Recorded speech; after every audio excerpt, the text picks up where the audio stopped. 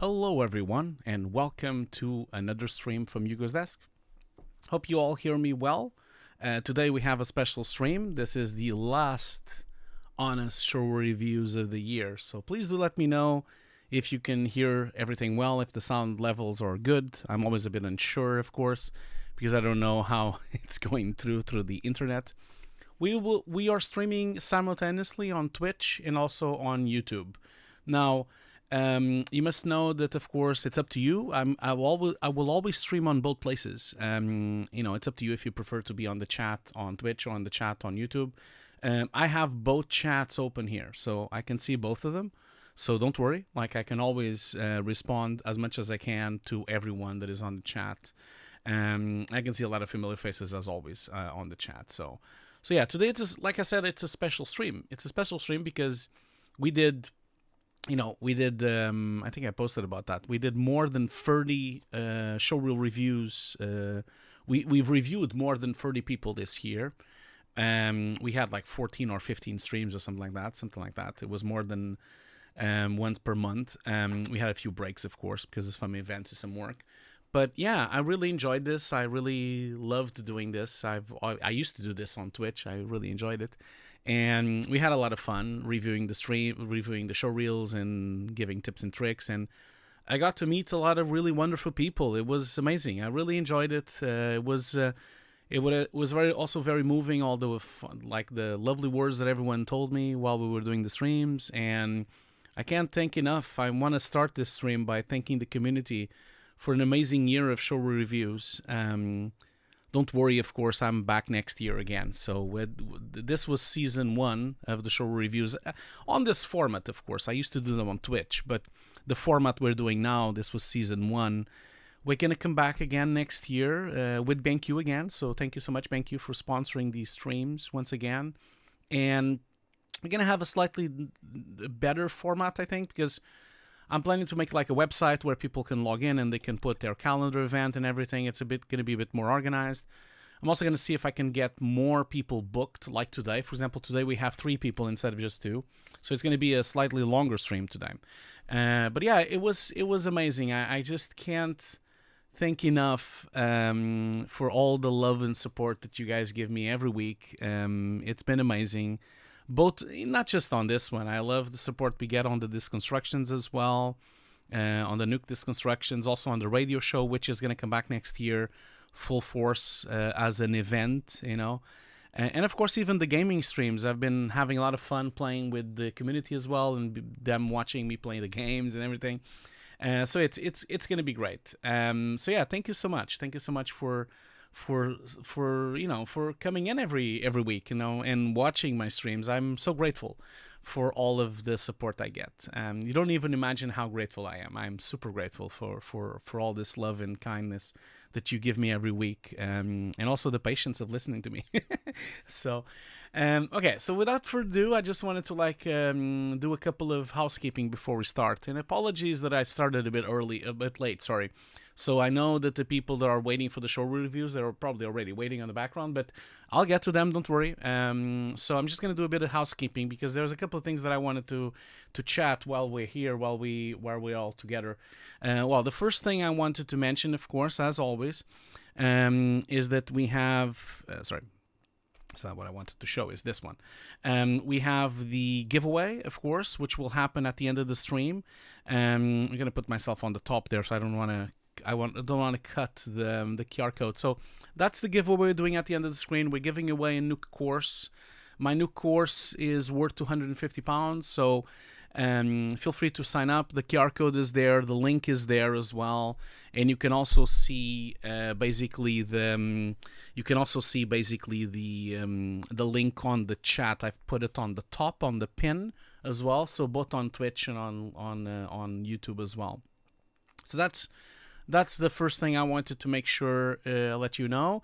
Obviously, this will be the last show review of the year. Don't worry, we're going to come back next year. So and the reason why this is the last one is because I'm going to Japan soon for the SIGGRAPH event, for SIGGRAPH Asia. And I'm flying at the end of November, so I can't really do any more streams. We're still doing one more stream. The Hugo Disconstructions will happen next week. That will be the last stream of the series that we're doing. And the whole reason of that is because I am going to do the World VFX Day. The World VFX Day is going to be in Japan this year. And so since I'm in Japan because of SIGGRAPH, I'll be doing the stream from there. So we're going to be 8 hours live with a lot of live talks actually in Japan. We're going to start at 7 o'clock in the morning UK time, and this will be 4 o'clock in the afternoon Japan time. So I've made the link there, so if you want to go and put it on your calendars. We're going to start and have a stream of 8 hours at Hugo's desk. That is the link that we will be in. That is the actual physical link of the... I've just put it on the chat there. If you want to join. We'll be there for 8 hours, and then after 8 hours, we're going to jump into the World VFX Day, to the World VFX Day YouTube channel. And we'll continue there. So we'll continue there for a couple of more hours. If you want to know all about it, just the link is on the chat right now. World VFX Day is in total is going to be probably around 12 hours, just like last year. So if you're in Japan, just let me know. I'll be at Megalus, which we will have the streams there. And there will be also a lot of gatherings on SIGGRAPH and gatherings at the company as well. So I'm really looking forward to this. Of course, this time I have a little bit of help. So it's going to be also a big challenge to transfer the Hugo's desk setup, because I will still need to use this. I still need to have something there. So I still need to have an ATEM Mini Pro. I still have to have multiple monitors. I still have to have the microphone.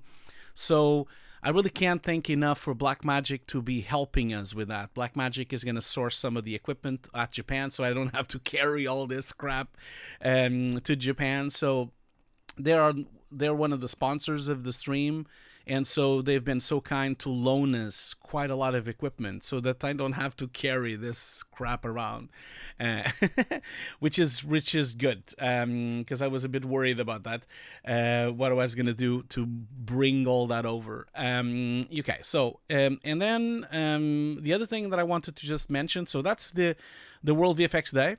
The other thing I wanted also to mention, if you're in London, if you're in London, be sure to tune in November 27. If you're a Visual Effects Society member, then you can join in on Zoom for this event, and also on in location. So we're gonna actually be, at Territory Studio. So if you are a Visual Effects Visual Effects Society member and you want to pop in, we're going to be there, the Games and VFX VFX event. And this event will mainly be, I'm going to just open up the link so I don't make a fool of myself.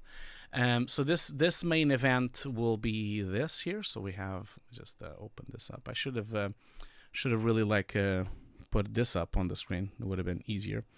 So this event is going to have multiple speakers. We're going to talk about the transition from visual effects to games and how a lot of our core skills can be used on both places. And this is going to have, of course, Ryan Hayes will be talking from the Territory Studios. Ellen Carr will be also talking from 100 Star Games. Haley Brandt from Lucid Games will also be having a talk. I will also have a talk about my transition from visual effects to games and back. And Stephen Archibald will be talking from Coconut Blizzard as well. And then to wrap up, we're going to have Johannes Richard, which is an art director from Guerrilla Amsterdam. The whole thing will be moderated by St. John Walker, and it starts at 6:45 at Territory Studios, and it will be live to any visual effects member as well. So yeah. So now, Mikhail, I'm not going to take Pelican cases. No way. That's not gonna happen. It's too much. I can't carry all this crap around. Okay, cool. Now, last thing that I just wanted to mention as well is that my course is currently 60% off as well. So if you want, you can join in here. I have it here on my screen. So this is the Black Friday discount. You hear it here first because it's the first time I'm talking about this discount. So you just need to use the discount code Black Friday. And so if you want to have a really large discount, I mean, it's 60% off, you can just use that code. Or if you stick around on the stream, I will be doing a giveaway anyway for it as well. So that's kind of like the stuff that I wanted to discuss today. Also, one last thing, of course, as always, I always do this on every stream. I just wanted to make sure, everyone knows that, my wife's book is also out, and it does a really good Christmas present as well. So if you enjoy good food, if you like good food, don't need to be vegan or vegetarian.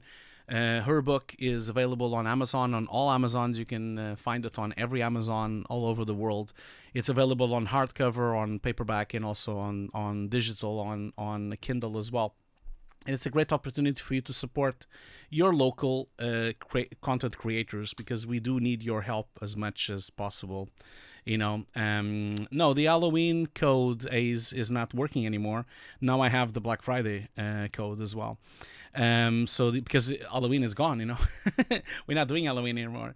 I'm not vegan, no. I'm not vegan, Shetty. I'm not vegan, but I am a vegetarian.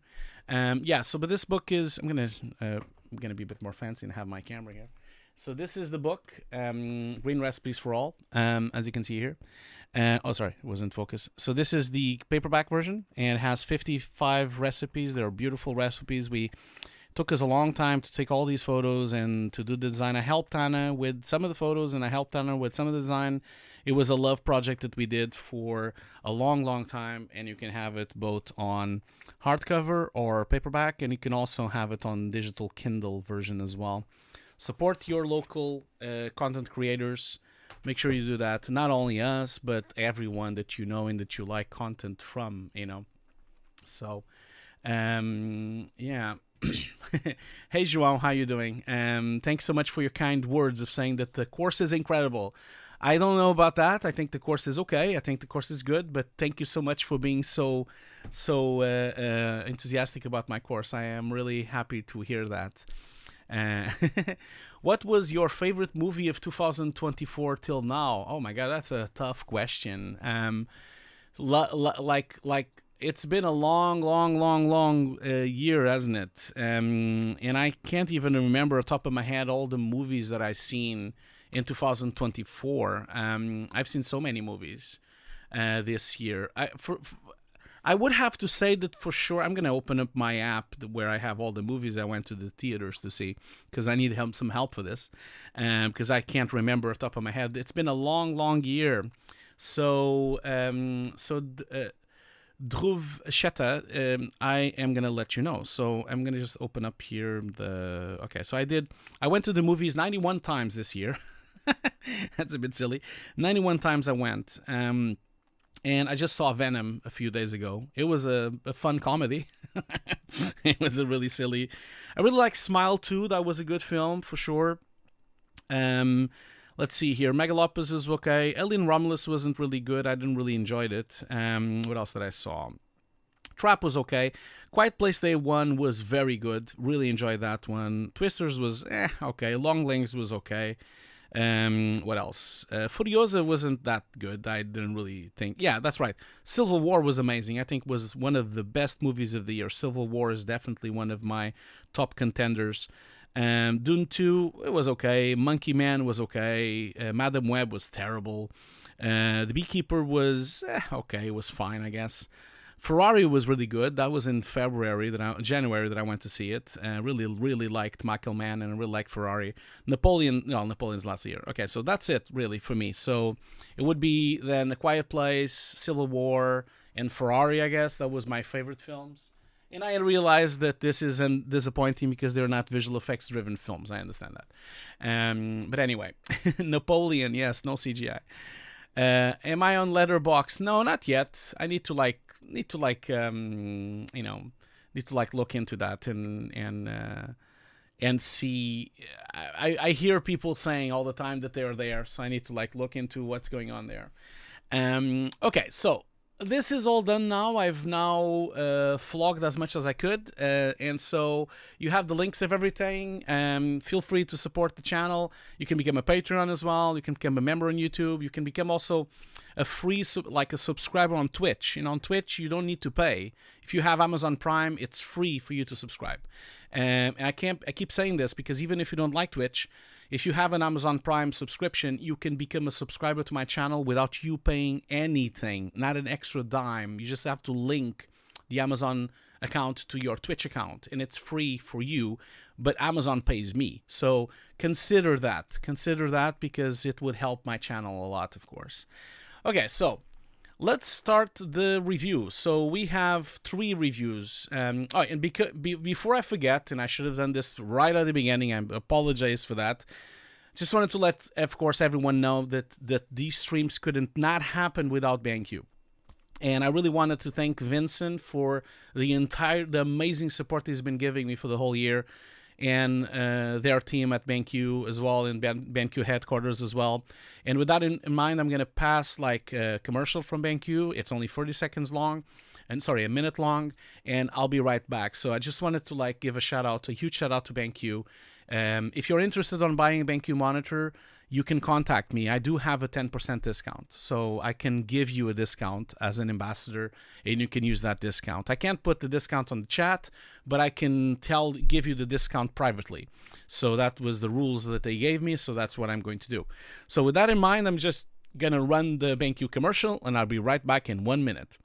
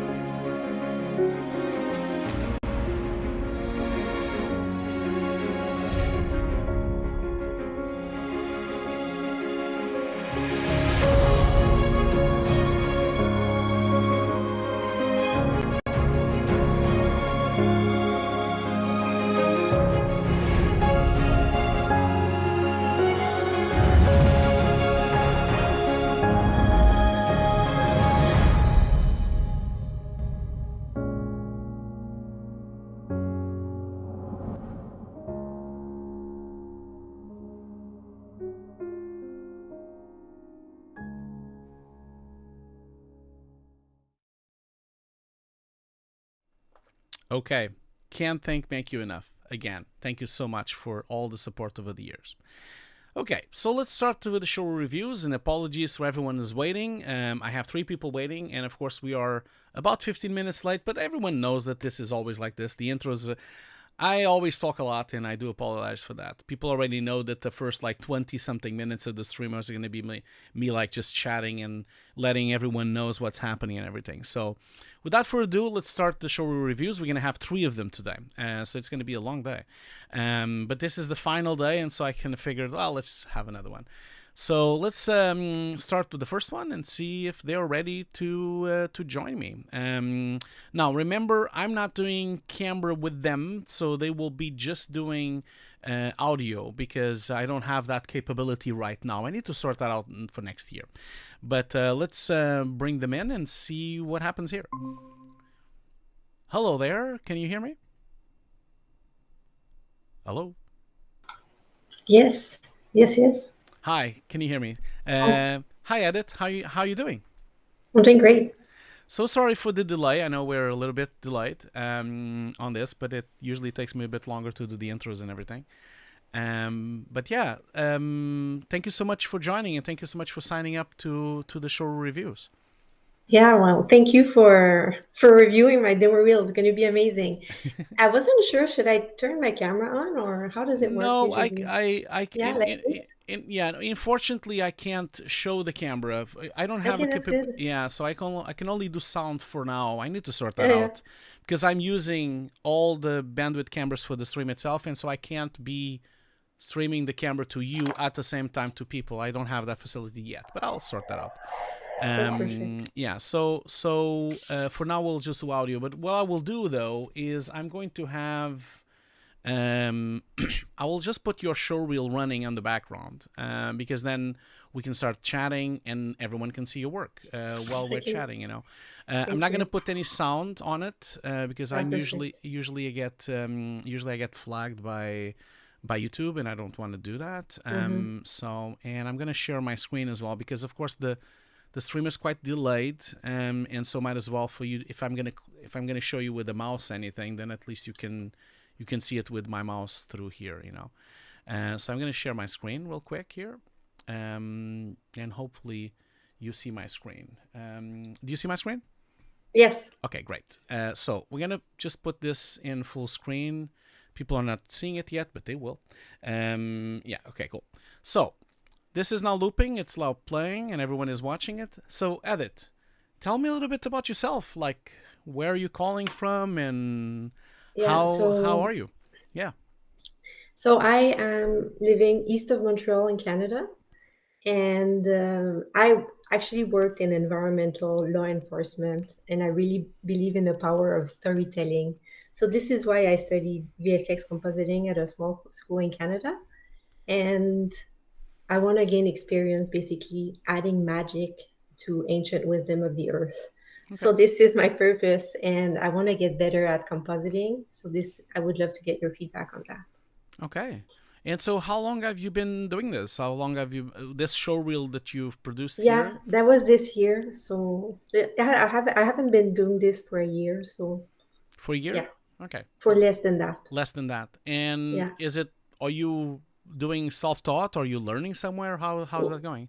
Well, the thing is that I did a 6-month program, and then now I'm registered to one of your courses, and I've been learning as well, like Blender and other that are a little bit more 3D, but this is not in the demo reel right now. Mm-hmm. And like I've gotten in touch with a few people that are doing short movies, like shamanic movies with magic and nature, but it's taking forever for me to get like opportunities. So I would like to get a demo reel that brings me to a place where I get to get help from, an advanced compositor. Mm-hmm. Mm-hmm. Because watching YouTube videos online, how to do something takes a while. Yeah, I know what you Yeah. mean, and especially because on YouTube sometimes certain things are not well taught, or sometimes it's hard to Yeah. follow, or even sometimes it's incomplete. And so yeah, definitely I understand your point.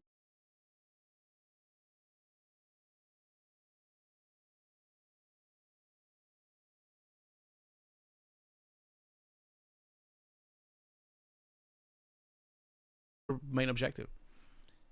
My main objective to get feedback on the demo reel No, I know. and get a job where I would get guidance from a senior compositor. No, I know that, but sorry, Yes. I should have asked in a different way. What I mean is, like, what is your like dream? Like, what would you like to be doing? Let me say like this: like in Oh, my five dream. years, 5 years, what do you want to do? Okay. My dream is to help make research and ancient wisdom accessible to more people so that people can reconnect with the earth and with their inner abilities. Okay, So that's my goal. okay, cool. And does that mean that you would like to be working just individually with directors and with creatives and people doing films, or do you envision yourself being in a company doing this? What is your idea for that? I would like to work with other people because if you want to make a difference, you have to be part of a team. Yeah. And at this point, I want to gain experience, but the transition that you did to video games, I think is something that's really powerful Mm-hmm. because it enhances video games and I mean the transformative effect that it can have on people. So, like, I'm taking it step by step right now, but being part of a team for sure and being part of the creative process would be amazing. And just, yeah, Yeah, of that's course. my answer. And you told, I'm sorry, I have so many questions. I apologize for that. Yes, it's okay. You said that you had a different career before in law Yes, enforcement, and so yes.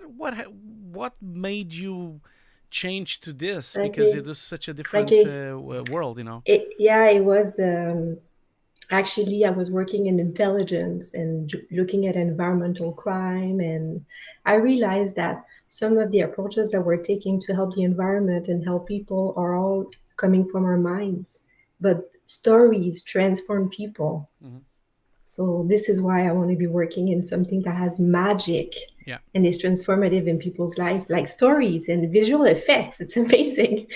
Yeah. And doing something more creative. So yeah, Yeah, that's no, why. I definitely understand what you mean because I do think that especially the power of movies and most art forms have that power. Yes, Movies exactly.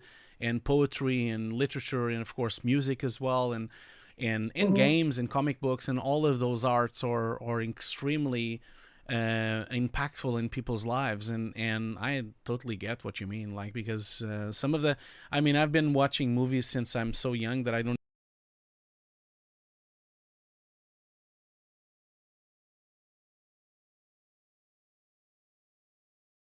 brings the world together and really moves things forward. So yeah, I appreciate that. I really appreciate that you're trying to make that difference. Um, hello, can you hear me? Okay, yes, it's fine now. Oh You yeah. just got cut off Oh sorry. for Did a you? moment. Yeah, sorry. I was just saying that I really appreciate that, and Yeah. I really it's really lovely that you're trying to make a difference because I sometimes feel that a lot of times in these creative industries, mostly especially films and the video games industry, other times, they forget about the impact that this has in people, and they are a bit sometimes too focused on the profits and on the money side of things. When it is really like a very impactful part of society and the development of younger people and even the older people as well. How people evolve and use art to carry them through life. It's so much more important that probably people give it credit to. Especially Yeah. for the well-being of people in the mind and everything. So I really Thank appreciate you. that. Okay, so let's then go for this. And I'm assuming everything I see on this show reel is personal projects, right? I mean, some of it is like footage that we practice on when I wasn't doing the program. Okay, cool. And then some of it is just images that I like because I want to do stuff related to mountains and people. Of course. Have Yeah. you is anything on this show reel actually a project that you've done with someone or is it just personal work? Like I just wanted was It's wondering. just personal work. I Okay. do have projects that are coming for shamanic movies, Ah, cool. but they're not post production hasn't started yet. Okay, So cool, excellent. So let's start with the first one. So the first one here, set extension, yeah, with this beautiful landscape. So tell me a little bit about this. I can see that this was the original footage, correct? This yeah. one here. Yes, so Cool. basically, this was the original footage. I really wanted to do something that would be mountain related, Mm-hmm. where it's the adventure of a person, the adventure of a person and then walking through life. Mm-hmm. So it was a matter of changing the background, but not just changing the background, just adding dimension to it. Yeah. My original idea was to add elements to the background, but Mm-hmm. then I figured I like this one better. Yeah, of So, course. Yeah. Well, first off, so I must say that I think you did a great job with the overall look of the shot. Like if you look at the shot yeah. as a whole, Mhm. I think you did a great job of putting the new matte painting there and everything. So overall, the Mhm. shot is quite pretty and quite well made. But there's a couple of things that I would tell you that I think Yes, stand out a little bit. yes. And I'm not sure if you can fix them though. So let's talk them through Okay. and we'll see, because it has to do with the very. I'm not entirely sure this footage. What's the resolution? What's the quality of it? Where did you get it? So I'm just like It's just wondering. HD. I think I got it in Artlist. Okay, so it's probably like just a compressed H.264 or something. It's not really Yeah. anything with like ProRes or RAW or anything with high No. quality, right? So, Yeah. and that's why I was mentioning that maybe you can't fix Okay. it. So, Mm-hmm. one of the things that stood out for me is that the Yeah. person walking on this mountain here, you Yeah. can clearly see that there's like a little bit too much fuzziness and blurriness on the edge of the person. Oh yeah. You Okay. know, Yeah. yeah, and that stands out a little bit, not too much, but just a Okay. little bit. Okay. So, and it is a bit hard to really solve that, and the reason for that is because I don't believe, first of all, it's so small. It's literally pixels. Mm-hmm. You have such low resolution on the quality, and because when we do these projects, we usually have much more resolution than what we're delivering. So if you're delivering HD, Yeah. usually film in 3K, or if you're delivering in 4K, Mm-hmm. we film in 8K, so we can have enough resolution to do these kind of things. And also, she's walking between a patch of a lot of rocks here as well, which becomes a problem Yeah. with the edges. And so Mm-hmm. I'm not entirely sure you're gonna ever be able to fix that, but I think you did a good job overall. Okay. It's okay, but she does look like she's still a little bit of a cutout, and she's a bit blurred. Okay. The other issue you're having as Yes. well.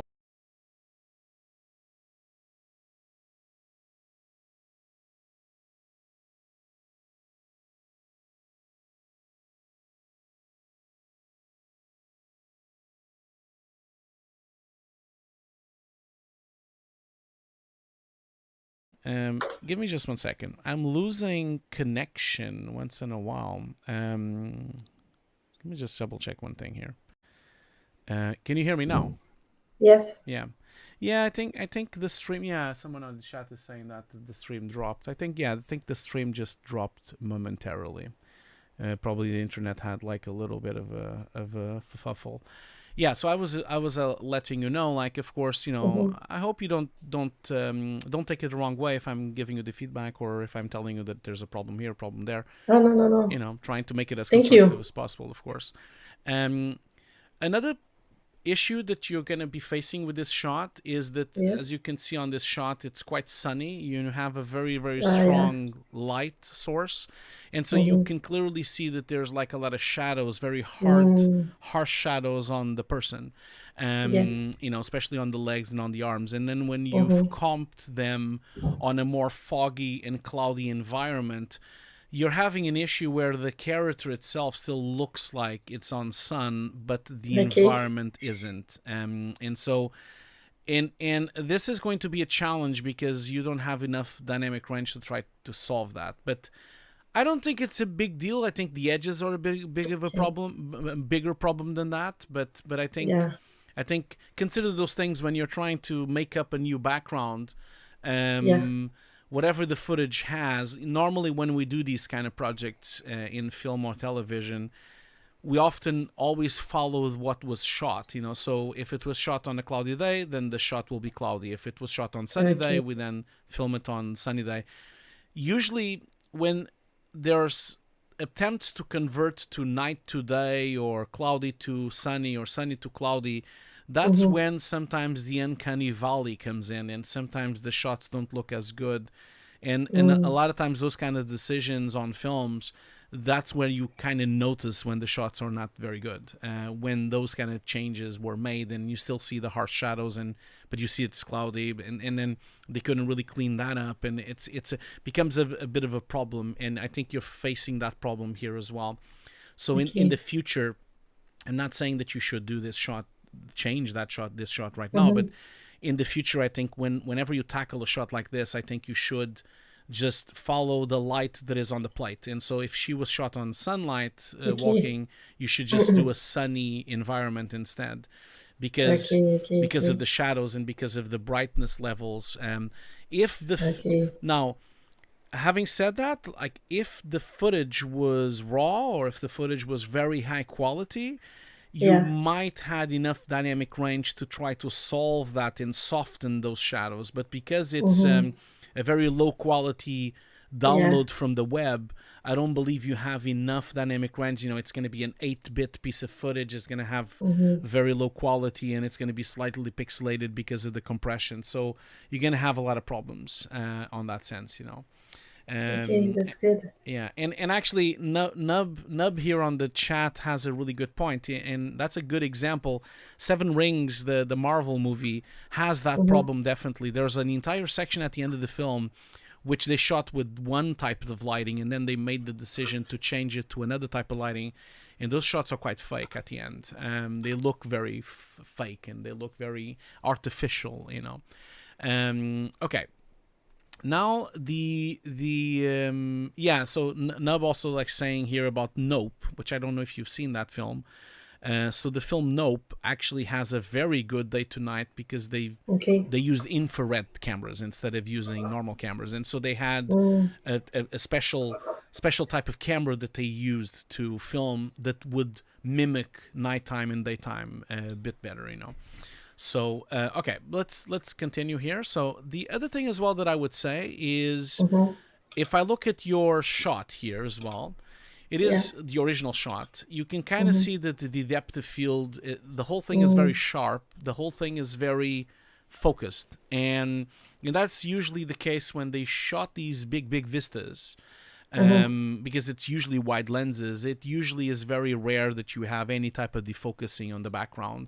You usually have a very sharp shot, and you can kind of see even the mountains on the back here, even the clouds are quite sharp. None of it is really Mm-hmm. defocused. And I think it becomes a little bit fake that you have so much depth of field and so much Okay. defocusing on your mountain, because Okay. it looks a bit fake. And it's, for me, as a director and as a person that films and photographs and has done projects in cinematography and knows a lot about cameras, I have Mm-hmm. a very hard time believing that you would ever find a lens that would do this, you know, Okay. because this would be okay. I have a wide lens, and so much defocusing leaves me to believe that maybe you're shooting with an IMAX camera.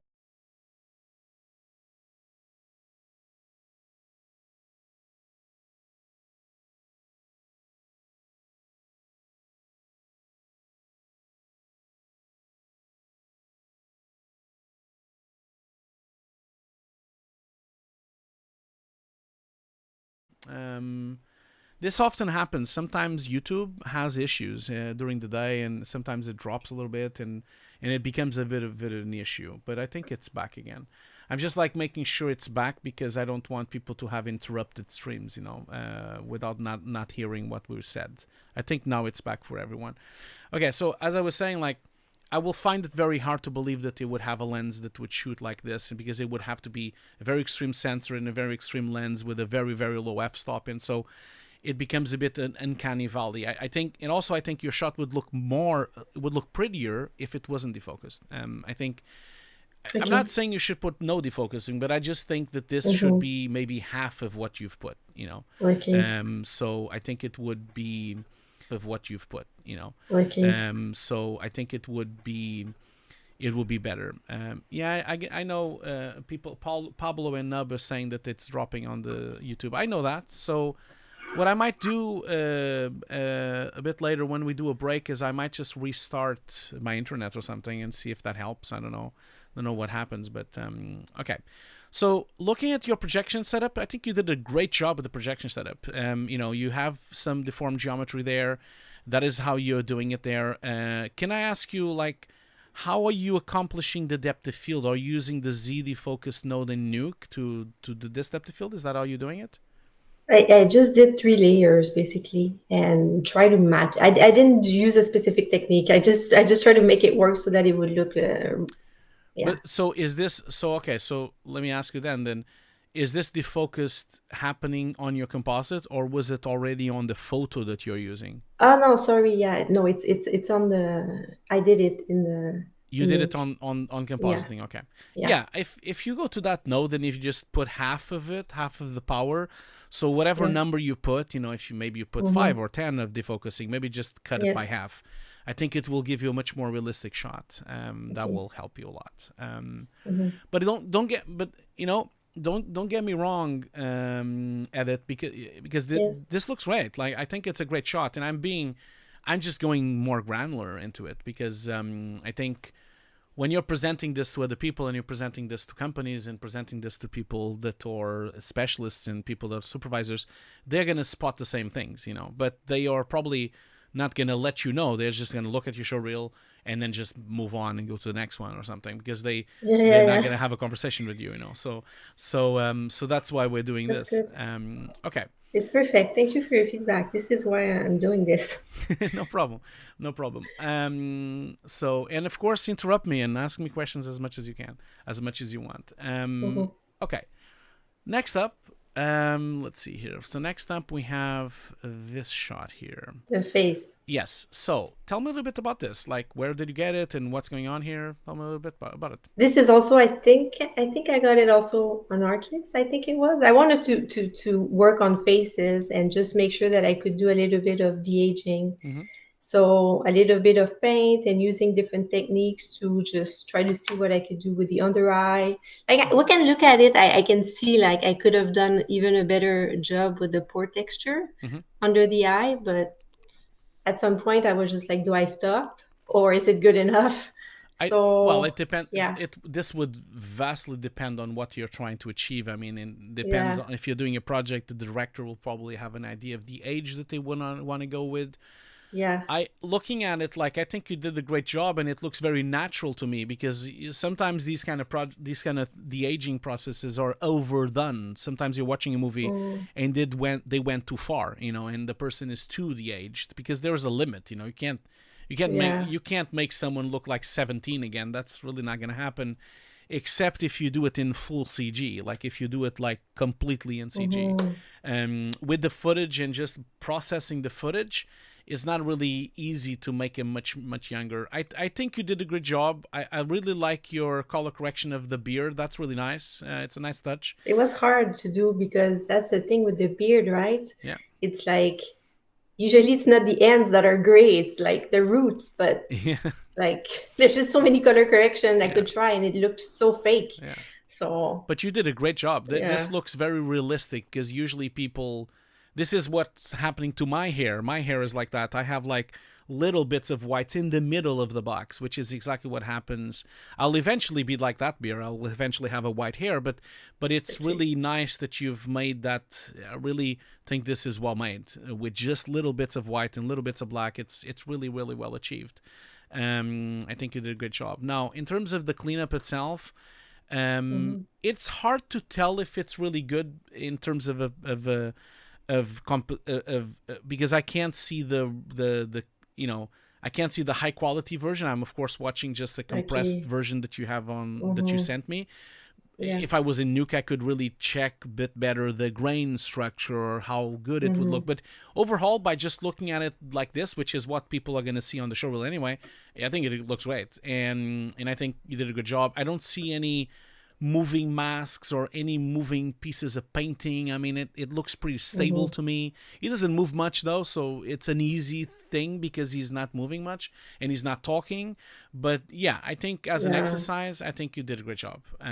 Because when he turns his head like later down, it was so much harder to adjust everything. Of course. Because this is when the face completely changes. Yeah. So yeah. Of course. And I think this is really well made. Really, I don't really have much to say, and think you did a great job. So let's just move on to the next shot. Like it's really well conceived, and again, like I said, I think you hit the perfect de-aging, like the limit that you could do to this person. And I don't think the baggy eyes look bad. I think you did a great job with the baggy eyes. I think any more it would look fake. So I think it would have been too much, because normally this is right there. Like if this would be like, let's say the person is probably like 60 something, 70, probably 60 to the end of the 60 years old, like maybe 67 or 68 or something, and now you made him like 55 or something. So it's good. It's really nice. Could have you done it more? Yeah, I guess you could. I mean, if you really want to challenge, maybe try to if you really want to challenge, maybe try to get rid of the baggy upper eyes, which is a bit more complicated. This area here, if you want to challenge, I mean, this one is a little bit easier, but this is much harder, this section here, which should have been a little bit smoother as well. Another thing that maybe you could look into, maybe it's also, well, I guess those would be the only things that I would say you should probably tackle, these top ones. I was wondering about the nose, but I think the nose is well made. If anything, maybe it, and again, this depends on what you wanted to achieve. Some people, when they get older, their noses become bigger and their mouth Yeah. becomes less. The gravity of the mouth, the face becomes a bit different. So it really depends on how much you want to go. I think I'm gonna let's move on to the next one and see. Okay, so tell me a little bit about this one. So again, with the theme of magic, obviously there was no element on the side, so I added an element. Mm-hmm. It's a little bit blurry, I have to admit, but like I didn't want to put the focus on the element on the right, Mm-hmm. and just adding an image in the background and making basically the body fit Yeah, with yeah, the new background I see. and Now, doing some hair, I guess. I I think it did. There's a couple of things. Like I think it did a good Yes. job overall, but I think that Mm-hmm. the color correction, the extreme color correction you have on the shot is not really giving you any service Mm, because the okay. shot is a little bit too dark for people to really see all the details, and often I'm Mm, not entirely sure. If you look at films and movies, like I'm not entirely sure they would ever be so contrasted and be so crushed on the blacks. okay. That was common in maybe in the late 90s and early 2000s, but now these days films are much more bright if you think about it, and even when it's a Mm, dark film, there's still a lot of highlights and still a lot of bright areas even on that dark section. I think you have too much. You definitely have. You've went too far with the color correction. I think okay. it becomes a bit too much. Now, overall on the, let's consider that the color correction is fine. Let's ignore that. In terms of roto and keying, I Mm-hmm. think you did a good job. I can see, again, of course, because you made it so dark, it hides some of the issues you have on the hair. So there is in a production, and again, this will depend vastly on how you're delivering and who to you're delivering this. Mm-hmm. If it is a low budget commercial or a low budget film, then this is Okay. perfect. It's already great. Okay. Okay. Okay. If it's a mid-level budget film, maybe it needs a bit better. If it's a high-end film, then this is not good enough. And so it Okay. depends on how you really. It really, people don't know this because they don't work in this industry.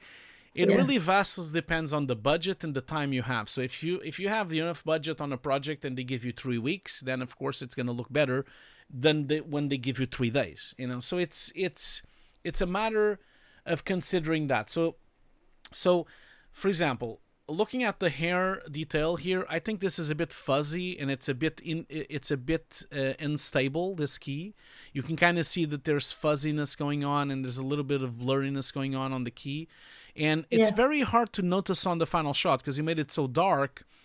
But I can kind of tell that it's there. But of course, if you made it brighter, it would have become a bigger problem, of course. And so that Mm-hmm. would be not problem number one, but considering what are you delivering to, if you would be Okay. delivering this to a bigger production, you can kind of see that these locks of hair here have too much white around them. They're not thin Mm-hmm. enough. They're not semi-transparent enough. I think your Okay. key, and you notice that on the breakdown. When I look at the breakdown that you've made, I then Mm-hmm. see the problems. Where's the controller? I lost my controller. Ah, yeah, here. So if you go here, let's see here. So this is where I see the problems. You see, this is way too thick. It needs to be a little bit more semi-transparent. Now, in terms of the edges and the roto and everything, I think it did a great job with the dispilling. That looks great. And Mm-hmm. also the edges themselves, you left a little bit of room with the white edge, which allows you to then composite it and do some nice stuff. I think that's good. The roto and the key of the rest is looking great. So I don't think that's a problem. Uh, Okay, thank you. I think it's really helping because I was thinking of it's kind of nice to take day to night. And it's the same issue with the first shot, right? I'm taking something that was filmed with a lot of light and bringing it in an environment that has clouds. And now it's the same thing. I'm thinking like a video of something that's really clear mhm. and making it so dark that it's like maybe not the right approach. Yeah, yeah, I know what you mean. And also, The other thing as well is because your do we ever see the original photo that you used here? Let's see here. No, I don't have it. Okay, so I have a feel. I mean, I can't tell because I don't have the image, but this is Yeah. probably a daytime photo, right? Is it a cloudy No, it day? was like this one. You mean with the woman? The no, the photo, the photo used Yeah. on the background. Is it daytime? It's like evening-ish. Evening-ish. Okay, cool. Yeah. So the main thing with this is that you can kind of tell that the shadows are Yeah. a little bit wrong, and especially when then where's the play button? I lose the play button sometimes. Where is it? I don't know. Ah, here we go. Sometimes you can I kind of understand. tell, you know what I mean, especially because you have this huge light source, which is the magic bit of it, and you kind of lose. Yeah, that's the one here. You see, this light source Yeah. would remove these shadows, so it would kind of lit up this area. This area would be, and this is one this is why when we film these kind of Okay. things, when Mm-hmm. we are on set filming this kind of stuff, if you were on set doing this and you had her filmed on green screen, and then you would have an environment to put in there, what we would do is we would go and pick the environment even if we didn't have the actress there, and then we would, the location of the light source, we would put an actual light there flashing, and so Mm. you would have a physical light on set flashing to the wall, and then that would fill up the light inside all these little bits and bobs, and so that would be Mm-hmm. the approach to do something like that. And also that would then also create a proper shadow of her, because this light source Mm. should be producing a more powerful shadow and a more harsher and defined shadow. Okay. Your Okay. shadow is too defocused to be on the back there, Mm. so Okay. that would be what I would say as well. So overall, I think you did a good job with the shot, but the shot is it's problematic. It has light issues and Okay. light direction issues, and also I think your color correction is too extreme, and so it doesn't really help you. It doesn't benefit your shot because you're hiding too much of your Okay. production. So okay, Okay, that's good cool. because I did a little bit of interactive lights on the leaves on the wall and on the shoes, Yeah. but now No, understanding and that that the looks, issue with light is bigger than that, right? It's fixing like the entire image in the background, not just little yeah. adjustments. Well, the interaction looks great. You did a good job, but it's just the shadows that stayed there the Yeah. same way, because if you, it's almost like if you go outside and use a flashlight, you'll see what happens. You get Yeah. like everything kind of gets lit up. So yeah. Yeah. And yes, and also like the other thing as well is that the shadow is also, by the way, the shadow of the girl itself is also the shadow on the wall is also in the wrong direction, because the light source looks like it's right in front of her, and Mm. so the shadow is now a little bit to the back, and in reality the shadow should be more to this side, because it would be kind of dropping out on the floor here and not on the side. It's almost like your light source is coming from the side now on that shadow, so you need to also look into that. Okay, Okay. so this shot, and of course Okay, last thing great. I would say is the magic itself needs Yeah. a little bit of work. You have Okay. Okay. looks like there's some pixelization going on here with these Mm. like elements that you're Okay. using. I at least I think that's pixels. It looks like it's not very high quality, the magic shot, but this shot is definitely Okay. worth more effort, because it's a nice shot, and I think it would really truly help for you to rethink the background. Maybe another thing, Okay. maybe something else, maybe something that either already has a flash of light or something that you Mm. could put a flash of light. And so it's almost like if I was doing this, if I would pick up my photography camera, I would go outside and pick a place like Okay. this and take two pictures. I would take a picture normal of it with Mhm. the tripod, and then I would take a picture with a flash of light, and then I would Okay. use the two photos and do fading between in do a bit of a flicker lighting between Okay. to kind of construct this light source that you have. So I would do it in two sections, in two different photos. So that That's would be cool. at least the way I would approach this. Okay, so next up, we have this fellow here. Roto. So Yeah. Roto, cool. So I really appreciate that you've done the full deconstruction of the Roto. It's really nice. We see the black version, which is great, and we see the black and white version. We see the red version as well. And we also see like a background, which is pretty well integrated as well. And I really appreciate that you've put all the shapes as well. So it really gives me an idea that you really fully understand how to do Roto and how to separate shapes. And this is really well accomplished. And I think the Roto itself, like, you know, it's not perfect, but it's good enough. You know, I think sorry, I put the sound by mistake. I think the only well, actually, I mean there is a, it's hard to tell because you do a breakdown right away. Let's just to go back to the original part here. So it's not a difficult Roto because he doesn't have long hair, so at least that's going with it. But I can kind of see that there's like little, you see up here, like this shouldn't be here. So there's something that looks like it's the background is still there on just the top of the hair there.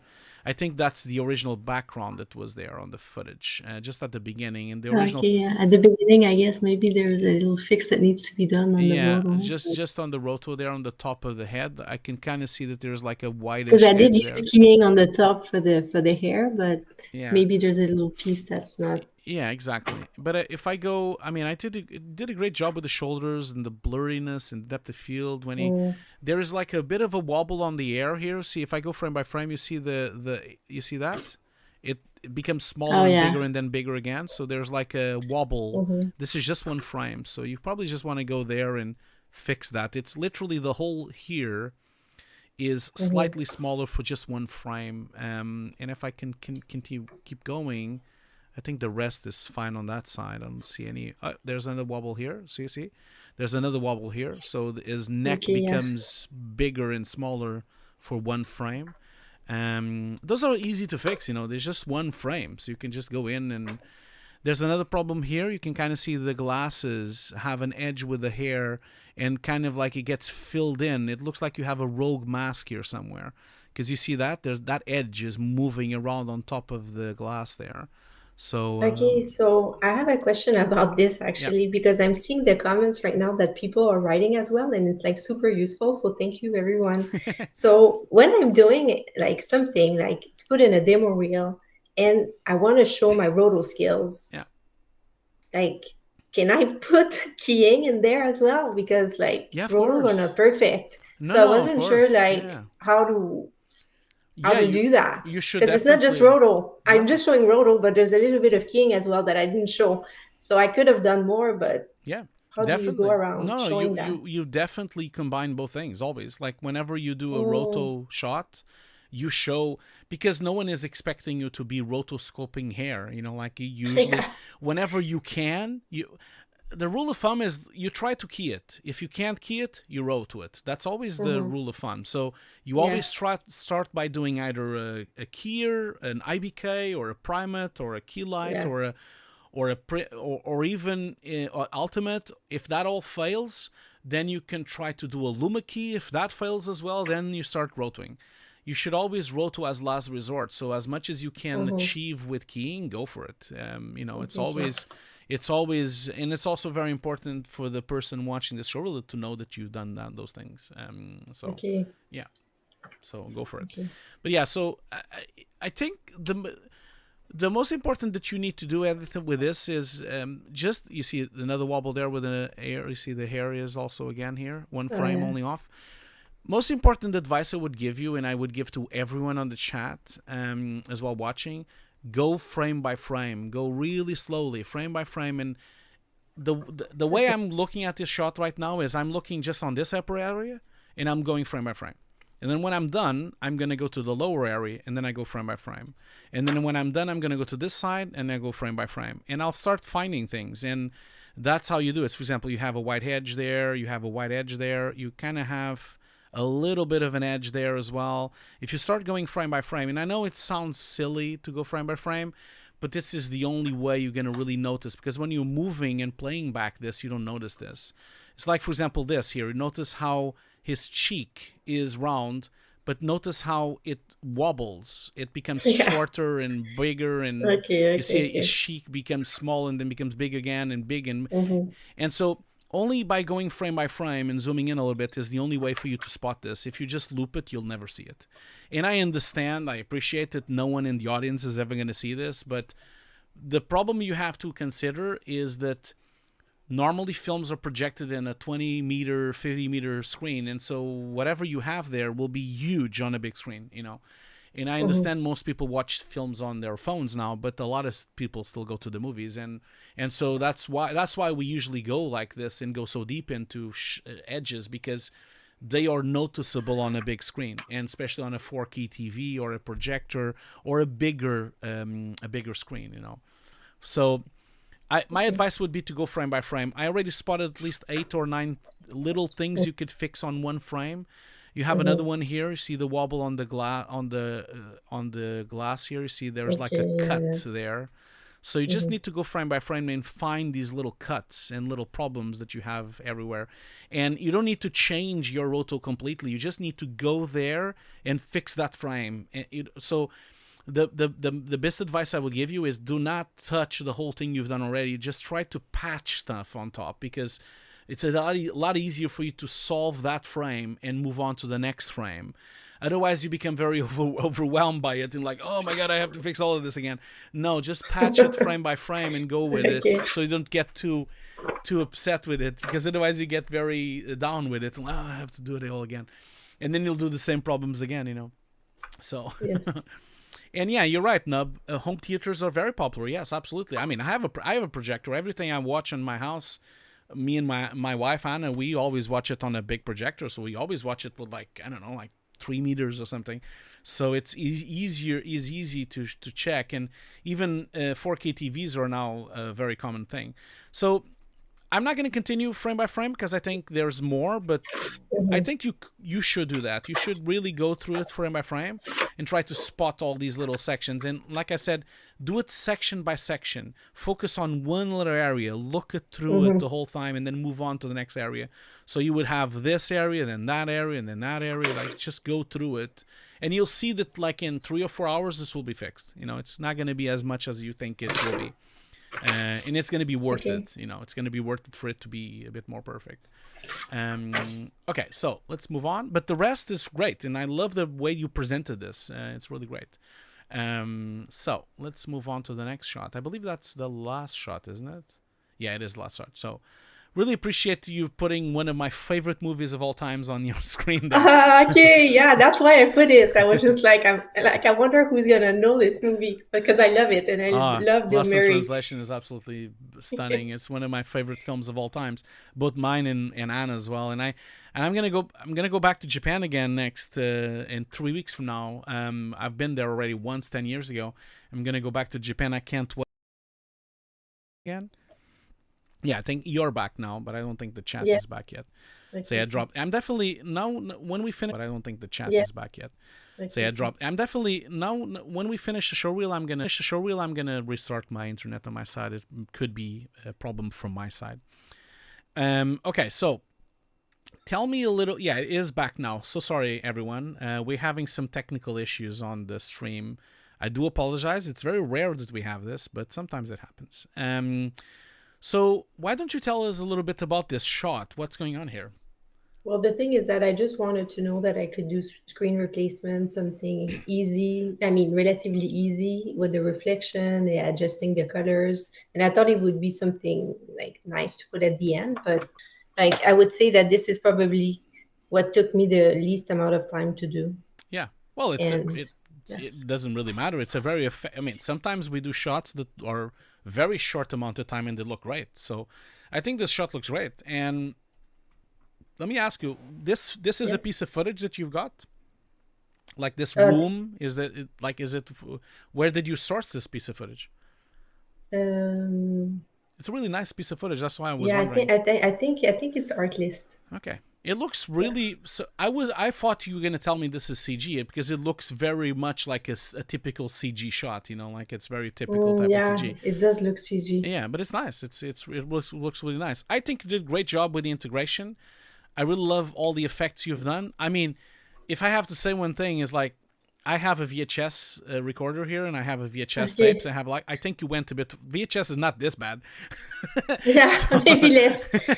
So no, you don't need to do less. But I don't think most young people don't even know how VHS looks like. But I don't think it's this bad. Come on, it's not that horrible. But it is a little bit horrible, but not that horrible. But I do appreciate that you've done maybe not even a VHS. This is probably like an old, a very old video weight type recorder or something like that. It's really, really old, and that's why it looks like that. I don't think you need to adjust it. I think you did a good job there. I also think you did a really good job with the way you've put the reflections in as well, with the color and everything, because originally it was just a static, wasn't it? That was the original thing. Yeah. Yes. So I think you did a really great job with the way you've produced the lighting over here and everything. And yeah, I think, looks great. It's really Yeah, Mikael is saying depends on the VHS. Yeah, you're right. Like if it's if it's been a very used tape, yes, probably. Absolutely. Okay, cool. Well, we're at the end then. So Edith, tell me. Sorry, Edith, right? It's Edith. Yeah, I mean, Edith in French, but. Yeah, I don't think did. We talk about that in the beginning. Are you calling from France? Is that where you're calling? I'm in Canada. Oh, you're in Canada. Okay, you're Canadian. Yeah. Yes. Okay, cool. I don't think we've talked about that in the beginning. Apologies, I should have asked. I think I said that I lived east of Montreal. Oh, okay. Yeah, that's in Quebec. Yeah, yes. But okay, cool. So yeah, well, that's it really. I really think you have a strong showreel. I do think you have some things to tweak. And there's definitely really nice shots here. You have a really good eye, and you have a good understanding of how shots look like. And I just think you need to basically own in on some of the more technical side of it, making it a bit better, high quality, and really look into the light sources and the shadows and the color correction. I think that would be where you should really focus. But Edith, like, really good work. Like, you have any else that you would like to ask, or anything else you would like to say, or while we're still watching your showreel? I just want to say thank you for taking the time, and thank you for being there and helping other people in the VFX industry. Oh, and I've been to Japan before, and so I hope you have a great time there. No, I'm sure I will. I really love Japan. I'll never forget my first trip. And I'm going to be there for 2 weeks with Anna as well. This time I'm not going to go alone. Last time I went alone. So it's going to be nice to be with my wife there as well. So, and also thank you so much for your kind words. I try to do the showreels as best as I can, and I try to help the communities as best as I can. But I really appreciate your kind words. They really mean a lot to me. Thank you. Okay, thank you. Okay, well, then have a great day, and you're always welcome to come back and return if you want to. Bring back your updated showreel. Contact me again. We can book another session, and we can look into the new version of your showreel. Yeah, you know where to find me. You have my email. Just contact me again, and good luck with everything. Thank you. Okay, I'll see you later. Bye. Bye. Okay, cool, great. Thank you so much, Edith, for that really great piece of work. And okay, so I guess we're gonna do a break now. Before we do the break, I just wanted to really quickly just mention first of all, I'm going to restart my internet because there's something going on somewhere. So the stream might go down. Just wanted to let everyone know that the stream will definitely go down, but don't go anywhere. But it will be back in a couple of minutes. So I'm going to restart my modem to see if it helps. But of course, that means that the page will just stop, but it will still be there. Just stay on the same link because the stream will continue on the same page. So don't go anywhere. And I just wanted to let Sandepan Mitra and thank Mitra for becoming a member on my YouTube channel. Really appreciate becoming a member. Your name is going to be on the credits of all my videos now. So thank you so much for becoming a member. That really means a lot to me. So I'm going to restart and of course also apologies for the next person that we're watching the showreel. Of course, we will get to you very soon. Don't worry. We're just going to do a 10-minute break as we usually do. During the break, you're going to have the chance to see some of the stuff that, some of the sponsors of the channel. You're going to have the chance to see, Basically, Anna's book trailer will be there from Green Recipes Raw. You'll see also the BenQ trailer as well. You'll see the before and afters trailer as well, and you'll also see my course trailer as well. So stick around if you want to watch those things. If not, we will be back in exactly 10 minutes. So you can put a timer if you want to. And of course, keep in mind, I'm going to restart my internet. So it will go down just momentarily, and then it will come back, okay? So thank you so much for everyone, and I'll see you all very soon. I'll be exactly in 10 minutes. We'll be back, okay? See you very soon.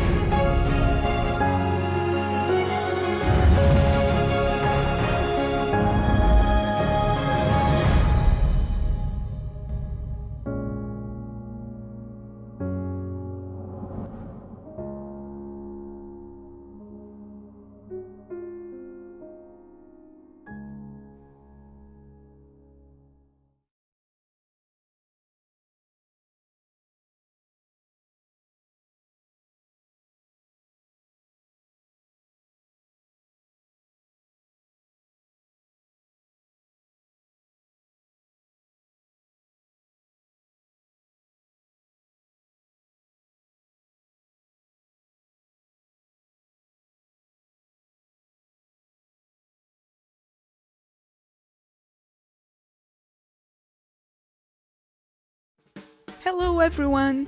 I'm super excited to give you a glimpse of my first cookbook, Green Recipes for All, featuring over 50 dishes inspired by amazing Mediterranean food. Inside, you can find recipes made with a variety of fresh, healthy, and versatile ingredients and popular plant-based products. These are great choices whether you already follow a plant-based diet or simply wish to cook a few weekly meat-free meals to reduce your overall meat consumption. In the book, you'll find a wide range of new and exclusive recipes, from soups and big salads to main courses and desserts, as well as some of the most popular recipes here on my channel, such as the perfectly cooked non-stick rice or the tabbouleh-style bulgur and mixed bean salad. Not forgetting a new version of the delicious tofu chocolate mousse. So, if you'd like to have a look at my book and try some of the recipes, just visit any Amazon marketplace and order a copy, which is available in hardcover, paperback, or digital formats. Hope you enjoyed the book, have fun cooking, and see you next time.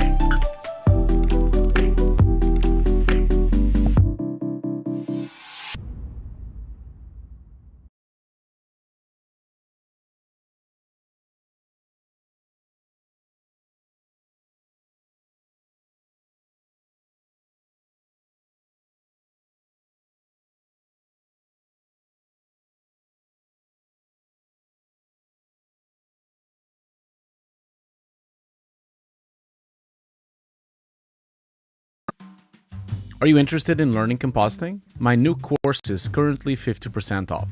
Join today to have access to 150 pre-recorded classes, 50 hours of training using real production assets covering industry standard techniques with over 200 gigs of showreel material and access to a private Discord channel with over 2,300 students. This course is endorsed by Foundry and has access to a Foundry student license paid separately. Join today at hugosdesk.myshopify.com.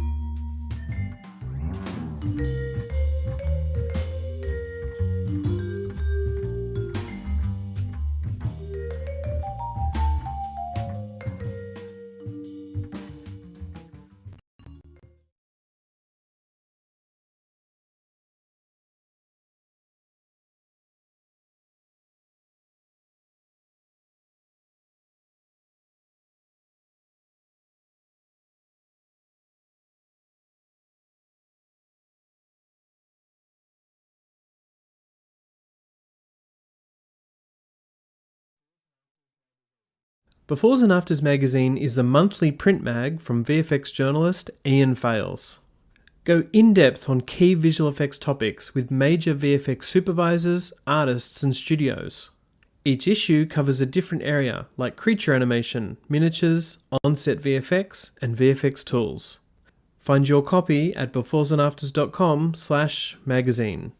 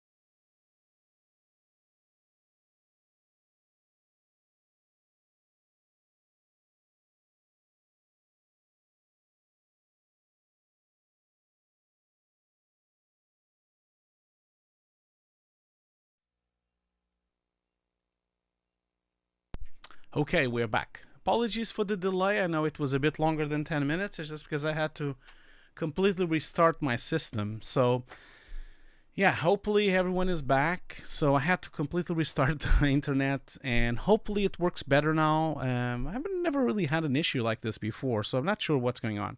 So I do apologize for the next contestant that were a bit delayed, but we'll get to them in a very short amount of time. I don't need to be flogging this again. You've seen all the links on the chat, the giveaway, the course, the discount, Black Friday. Don't want to spend any more time or waste any more time on that. And so let's just get on with this because we still have 2 more reels to do. So hey Connor, how you doing? Nice to see you, my friend.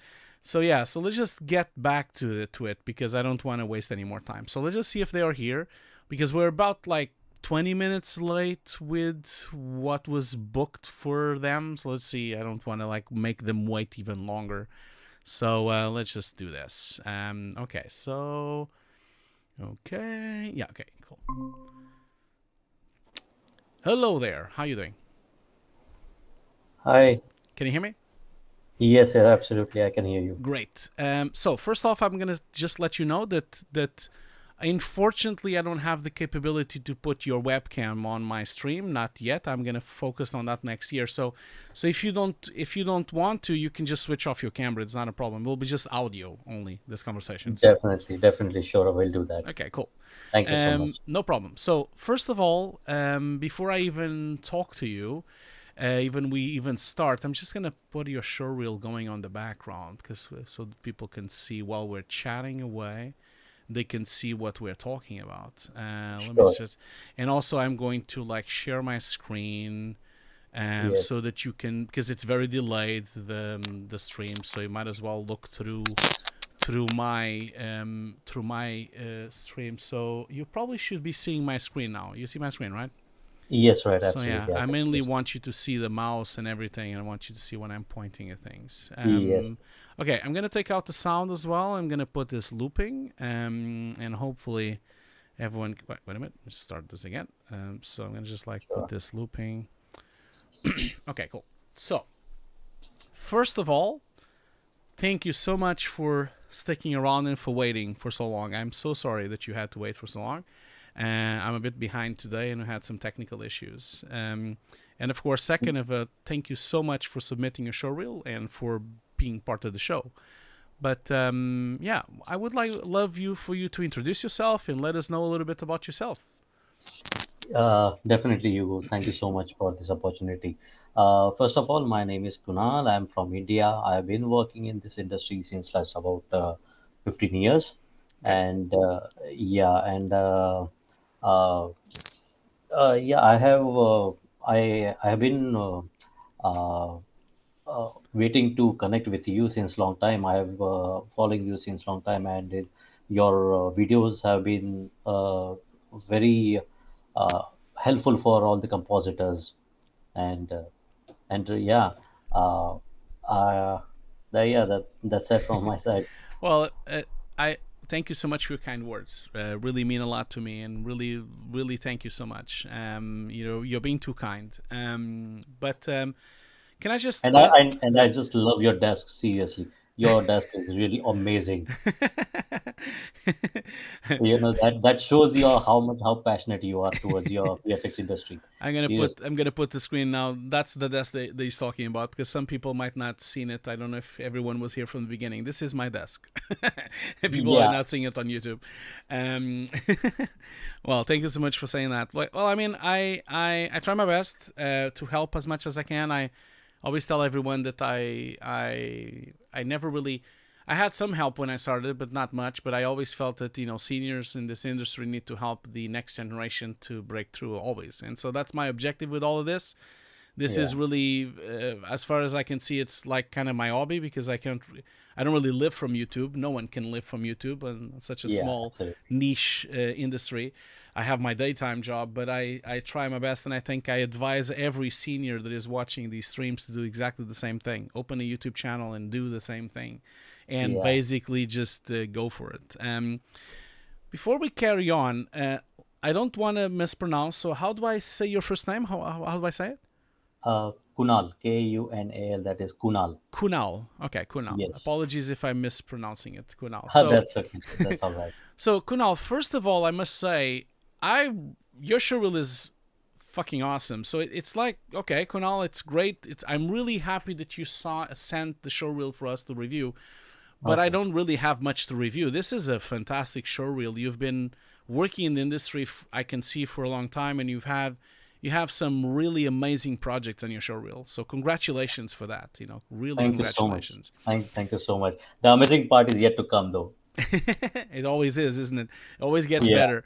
But no, but Yes, you absolutely. have literally Oscar-winning and Oscar-nominee films on your showreel. It's like an amazing achievement and an amazing piece of work that you have here. And I keep saying this to people that send the showreel here for review. These kind of showreels that have these really high-end projects, because as people know, I don't see the showreels before. Never. I give everyone a link for them to upload. I never check them because I want to be completely surprised by what I'm going to watch. Just like if a recruiter, because usually recruitment people just get the showreel and they see it at the time. So I want to have my first reaction. So I had no idea what your showreel was going to be about. I had no idea what level you had, what kind of shots you had.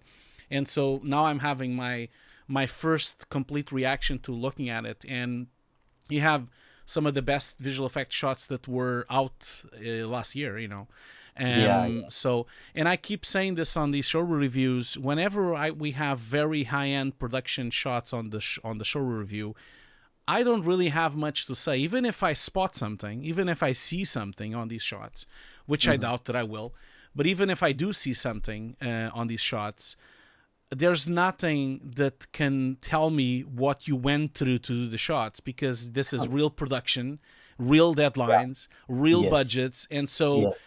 and you had supervisors, you had compositing supervisors, you had tech supervisors, you had like VFX supervisors, film supervisors, you had so many that it's Yes. impossible for anything to fit through. If there's a mistake on some of which I doubt that it will be, but if there's mistakes on shots that are production shots, it was down to budget and time. I know that because I've been there, Yes. like you. So, Yes. so Absolutely. so I really, as much as I appreciate that you send this over, I don't really have anything to say about your shots. Oh my God. Oh my God. Please don't say that. Please don't say that.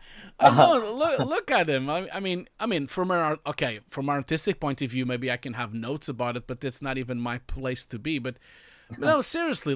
Okay, let's think about this. Okay, Kunal, let's think Okay. about this. Yeah. The creator almost won the Oscar for VFX. What the hell do you want me Yes. to say? It's amazing. It's like one of the best films of last year, and Yes. I did an entire podcast with Ian Fales about this film because I love the film Yeah. so much. Yeah.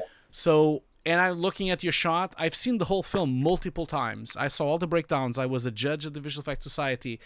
Oh, I've wow. seen all these shots inside out because the judges on the Visual Effects Society get preview to a lot of breakdowns that are not even public. We get access to a lot of breakdowns. We get access to a lot of material that the public doesn't see. Yeah. These shots are flawless and they look stunning. So I guess the only thing I can maybe, instead of like reviewing the shots, because I think the shots look fantastic, why don't you tell me how it was? Like, how was it working on these productions, and how was it working on the creator? Oh, yeah. Well, working on the creator was really a good experience. Like, we worked with ILM. Like, we got few shots from ILM. So, Yeah. so the main thing is like, when I got to know like this is a creator and we had to make a CG head and all, so it was kind of little challenging because when the boy was real and then we had to clean up his half of his head and then Yeah. we had to replace it with the CG element. So it was kind of time taking and bit of tricky. But the main thing was to blend the CG element with the live action element. So, Yeah. so that was wonderful. And same thing happened with the Last of Us also. If you see the last shot and few other shots, so Yeah. it was wonderful to work with work with deep compositing and Yeah. DMPs and many other stuff. So yeah, and of course there I was not the only one who was working on this. There are plenty of many people who work Of effortlessly on these shots.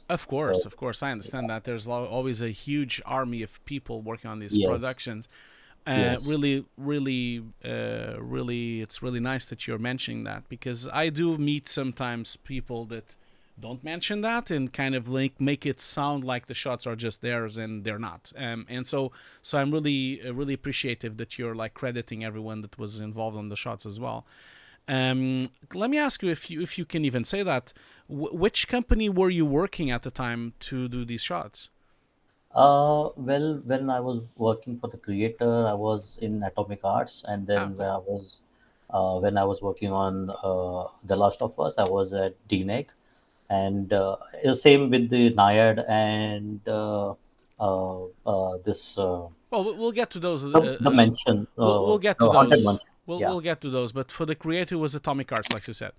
Yes, Yeah, right. yeah, cool. Yeah, Atomic Arts is a great company. Okay, yeah, you already mentioned. I already know from the Visual Effects Society breakdowns that we got, and also the paperwork. We got like a bunch of PDFs explaining the pipeline and explaining how it was built.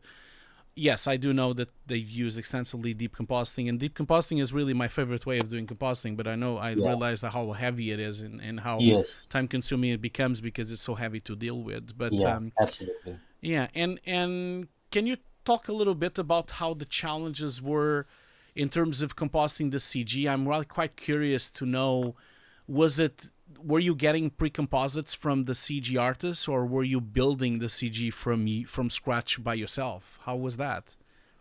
No, the what happens, I don't know, should I say this on live streaming or not, You but don't have to. If you have something you don't want to say, you should not say it. Of course not. No, I don't want to get you into trouble. So you just can say I have no comment or something. You don't need to answer. I was just uh, curious if you could talk about that. If you can't, that's not a yeah, problem. yeah, no, no. All I can say that these all the shots were done in house. Only we got few things from our vendors, and rest of the things we did everything in house, like Okay. from rendering to blending, and from Yeah. Okay. doing all the compositing. We did all the in Yeah. house. Someone on the chat was asking something, and again, if you can't answer, because I do know, as I know, I do an NDA on every project I do, and so I realize that you might not even be able to talk about it. But someone on the chat was asking if you actually got some data, from the set to go with it, with all the stuff you got, or were you guys in a lot of contact with the VFX supervisor working on this project? Were you guys dealing with them as well and getting data from them and working together? Um, uh, I actually, you to be very frank, from compositing side of point, we did not get much of a data because we got was renders, CGI Yeah, renders, and from different part and yeah, cleanup renders from departments. So yeah. so Well, I wouldn't know that actually. well, and that's famously, if you watch all the behind the scenes and you watch, the director talking and the VFX supervisors talking, which there are, I really advise people to go and look for them. And there's a lot of Yeah, talks on YouTube from yeah, the Visual Effects Society and also from ILM and also from the actual Oscars as well, where yeah, they, with Gareth Edwards actually discusses this, that they were running a very much run and gun show, a very guerrilla style type of show, where they hmm, weren't really doing the typical stopping for clean plates and stopping for spheres and stopping for the HDRs. They had a very guerrilla style approach of filmmaking where they kind of solve the problems later instead of on set. So that doesn't surprise me that you might not get a lot of data, because that's how Gareth Edwards managed to film this film so fast and also so cheap, because yeah, they basically shot it like they were filming a documentary, basically. yeah, And that's why it's also one of my favorite films last year. I mean, to be honest, I know it's controversial, but I do think it should have won the Oscar. I as much as I love Godzilla, I hmm, think the creator was a much bigger technical leap yes, than yes, Godzilla. It was a much more advancement to the visual effects industry, to the pipeline, and also to the way we approach visual effects, the yes, way it was done. And I really thought the creator was going to get the Oscar, but you can't. the underdog story always wins, and the creator was the underdog for a while, but then Godzilla came in and just blasted everything out of the way.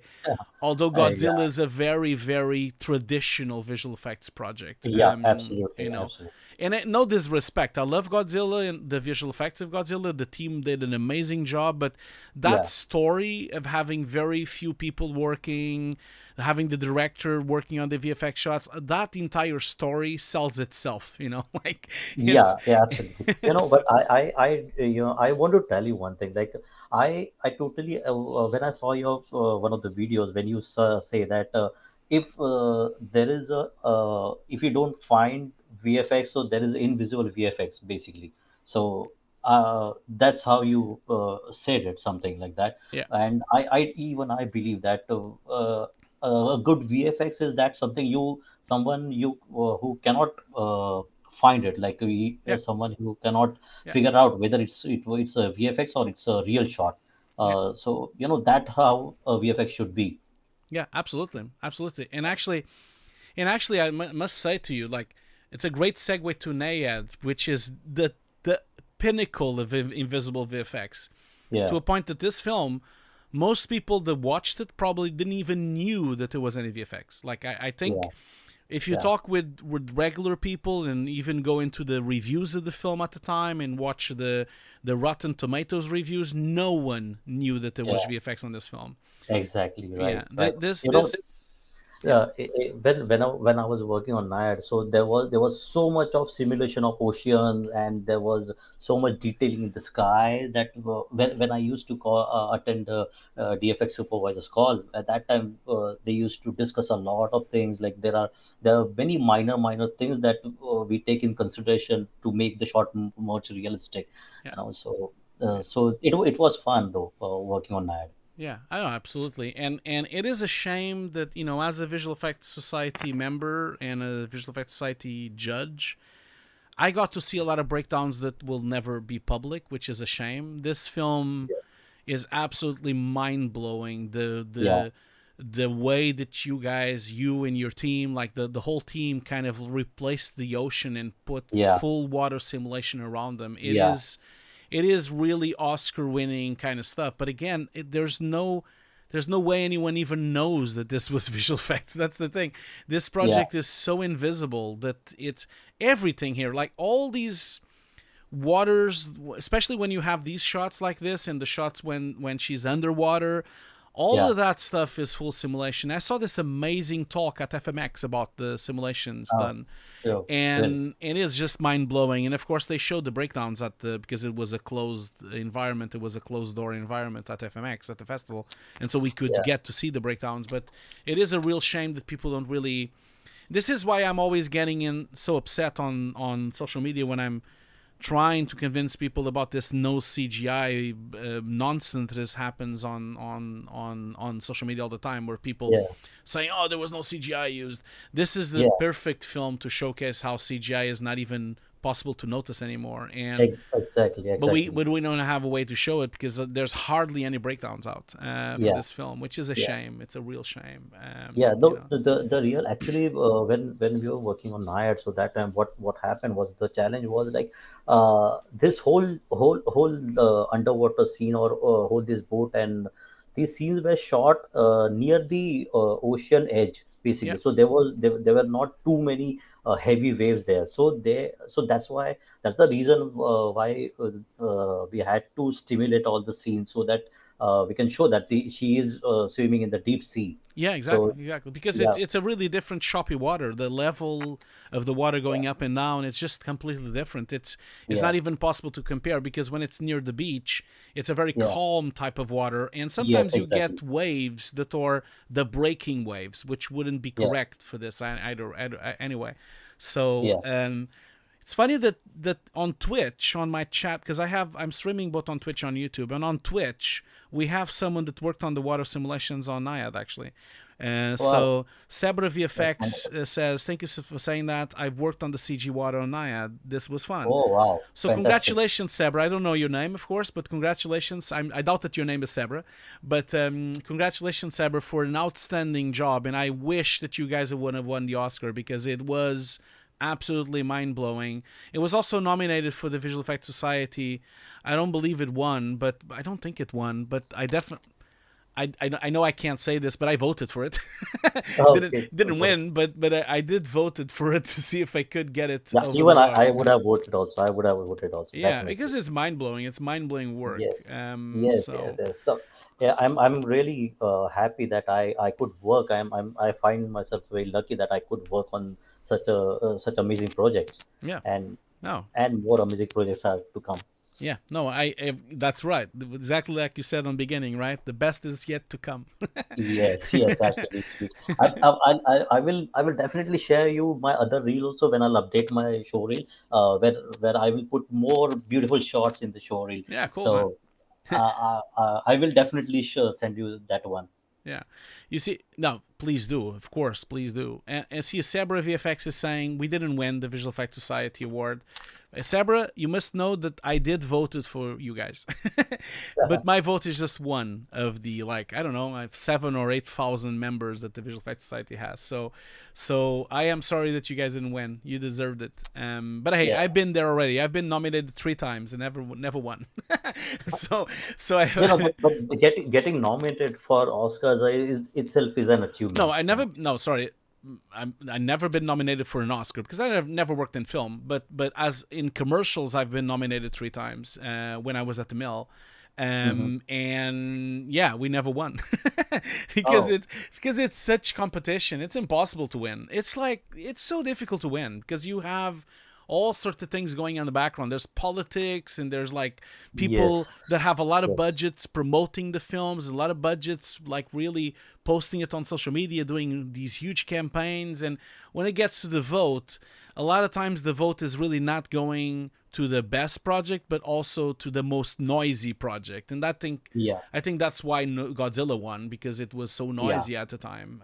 Yeah. Yeah. So Yeah, sometimes whenever you see such a big project and you see so many VFX in there, so that time you actually don't enjoy it. If you see any movie that is very flawless, that you just don't know like which shot is VFX, so that movie engages you to more, yeah, of and course. No, that's what I absolutely. feel. Yeah, me too. I feel exactly the same way. That's Yeah. why someone is asking previously on the beginning of the stream what was my favorite movies of the year. And of course, my response was films that were not really very heavy in CG, because I really don't really care. I mean, I want to watch a good movie. And my response was Civil War, because Civil War does have a lot. It has a lot of VFX. Civil War is filled with visual effects, but it is absolutely almost indistinguishable. You almost don't notice anything, and Yeah. I just think that's mind blowing. And then on the other hand, for me, the Quiet Place Day One, which has of course creature effects, which are a lot more visible, but still done in an exceptional way as well. And the film itself is a beautiful film, and so I always like really agree with you as well. Like I think the best films, or the films that are completely invisible and they are focused on the film itself. And Yes. I get an example. I just, no disrespect to anyone on the chat that might have worked on Venom. I just watched Venom 3 last night, and it was a nice comedy. The film is fun. It's funny to watch the film. But oh my God, I was so tired by the end. I was so exhausted of the visual effects. I was so exhausted by the hundreds of visual effects shots that it was at the end with this big fight piece at the end. It becomes so boring. And again, no disrespect, the visual effects look amazing, and if you just look at one shot, it looks stunning. But it just does a disservice to the film. The film just becomes boring because you're just watching fight after fight after fight, and more explosions, and another explosion, and another explosion. Then Venom jumps, and then the camera jumps, and then I'm just exhausted by the end of it, and I just can't. I can't. I enjoyed the film because it's a bonkers film. It's a really crazy film. And I appreciate that, but the film is really not very stable. It's just a bit incoherent, But and it's a shame. It's really a shame that we are going that way instead. Instead of having what we used to have in the beginning, which was the visual effects were much more a part of the storytelling and everything. But Yeah, but I believe that, like, if you put lots and lots of VFX into movies, so eventually even a normal people or even a layman start noticing the VF flaws in the VFX, Yeah. and they also get bored. They get distracted from the movie. They just keep watching visual effects, Yeah. so they don't really enjoy it movie. No, they don't, and you can kind of see the way that people are responding to really big films Yeah, from Marvel and from Disney, and yeah, people are really fed up from, to be frank, like they're really a bit yeah, tired of it and a bit like full of it. They can't really stand them anymore. I think. yeah. So yeah, well, appreciate that. Really, I'm really enjoying this conversation. It's a nice conversation. And I apologize I'm not reviewing your showreel, but again, I don't have really anything to say. It looks great. No, no, Hugo, the whole point of submitting my showreel was to get connected with you, and just to have this conversation, and just to get to learn many new things from you, because I have been watching your reels from long time, and I've been technically I've been using your techniques in my work also, and it's just works amazing. And but yeah, my main motive behind this showreel was just to get to connect with you. That's it. Yeah, of course. No, I appreciate that. I really appreciate that. And I try my best to give the best feedback possible to the shots and treat the shots when I get show reels here on, because most of the time I get show reels from juniors and from students, of course. And I Mhm. and I try to treat it as less harsh as possible and the most constructive possible feedback that I can get and give people so they can grow and get better. And I feel that it's been amazing to do that over the years. And I started doing showreel reviews in 2020, so it's been like 4 years since I've been doing that. And just this year alone, we reviewed 30 something showreels, and so I really appreciate going through the project and trying to help people as much as I can. But yeah, really appreciate your kind words. Someone Rec is asking on the chat here, what does DMP stands for? So Rec, that means digital matte painting. That's what that means, so that you know. I don't really know why we started calling it DMP, because it was just matte painting, and then it became digital matte painting, I guess, when we moved from the 80s and 90s to the 2000s. But I'm not sure why it became DMP. It is a bit strange, but you never know how these things happen, how the names kind of come up with. Okay, so and again, Sebra on Twitch, thank you so much for your kind words. They really mean a lot to me. Thank you so much, and congratulations for the amazing work on this water, man. Best water in visual effects ever. Yeah, absolutely, definitely. I mean, look at it. Like, can anyone, if I show this to any of the friends and families that I have outside visual effects, will anyone ever believe me that I would tell them that this is CG water? They will never believe me, ever.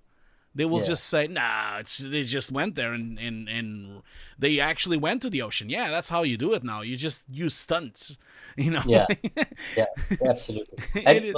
Actually, honestly speaking, I could not work on any of the underwater shots, but those shots are also very beautiful shots. Yeah, they are. Yeah, absolutely. They are. And I guess it is what's happening now, because we keep saying Tom Cruise doing stunts, so everyone believes that every stunt is actually for real. I think that's probably one of the issues. Okay, let's move on to the next project here. So Haunted House, which I must say I did not see this film yet. So I've not Neither do watched. I'm not surprised, but Haunted House doesn't really rock my boat. I saw the trailer at the time, and I didn't say, not sure I'm gonna watch this. It doesn't really look like a very good film. Maybe it is. Maybe someone will tell me on the chat that it's the best movie ever, but I doubt it. And so, how was this as well? So you mentioned, Nyad, you were working at DNEG, right? Was that what you were Yes, saying? Yeah. And yes, right. and what about Haunted House? Haunted Mansion? Same. Same I DNEG? was Okay. Yes, Is same this DNEG. DNEG in UK, or is it DNEG somewhere else? It's in India. India. Okay, cool. Yo, DNEG. what, I have to say, well, I'm proud to say that I work in the main branch. oh, great. Oh, you've been here already. No. I work in India, like major where major stuff works on actually. Is this in Mumbai? Yes, right. Okay, cool. Yeah, that's the only place I've ever visited in India. It was Mumbai. I was there I was there 10 years ago. That was the last time I was Oh. there. Yeah, Oh, and, great. and I visited a bunch of companies. I went to Red Chili's and I went to Oh, Trace. really? Yeah, I visit because I went to the foundry. I was doing an event, and then so Uh-huh. they brought me over to meet a bunch of people. So I went and visited and had a tour at Red Chili's, and then I had a tour at Trace VFX, and then I had a tour at FutureWorks as well. I went to a Great. bunch of places. Yeah, a couple of Oh. more, which I can't. It's So, been 10 years. When in Red Chillies did you get to meet Shah Rukh Khan? I didn't met him, but I met the manager of the company, which I believe is Harry? from his family. I believe whoever I met, I can't remember his name. It's been 10 years, but Oh, at yeah, least at the long time they time. told me that he was his family. It was, I don't remember if it was a cousin or if it was, I can't remember which part of the family, but Okay. yeah. So I didn't meet him. No, unfortunately, no. Okay. So okay, so let's I guess this is a more traditional type of VFX shots. Yes. Yeah, These are the right. kind of films that I don't usually care that much, and because Yeah. I think they're overdone and they have a way too much. But of course, the work is stellar. I mean, I don't really have anything to say. I think you did a fantastic job with Thank you all so of much. this. Thank And these projects are always absolutely amazing.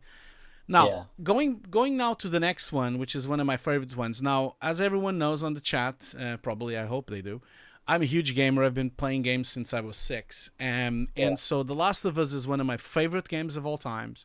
Yeah. And I played the hell out of the game. I played and finished the game 3 times now, Mhm. and so I Oh, I like the series, by the way. It's yeah, a nice series. I think the series was good, but I Yeah. must say that the game is much better, and I think the game it's different because you're playing the game, you're not just watching it, and so it's becomes a different thing. But the story is as strong as the Yeah. series. I think they did an amazing job with the series where they actually added to the game, because the game doesn't really explain much. There's not an exposition on the game. The game, you don't know anything of what happened. You have no idea.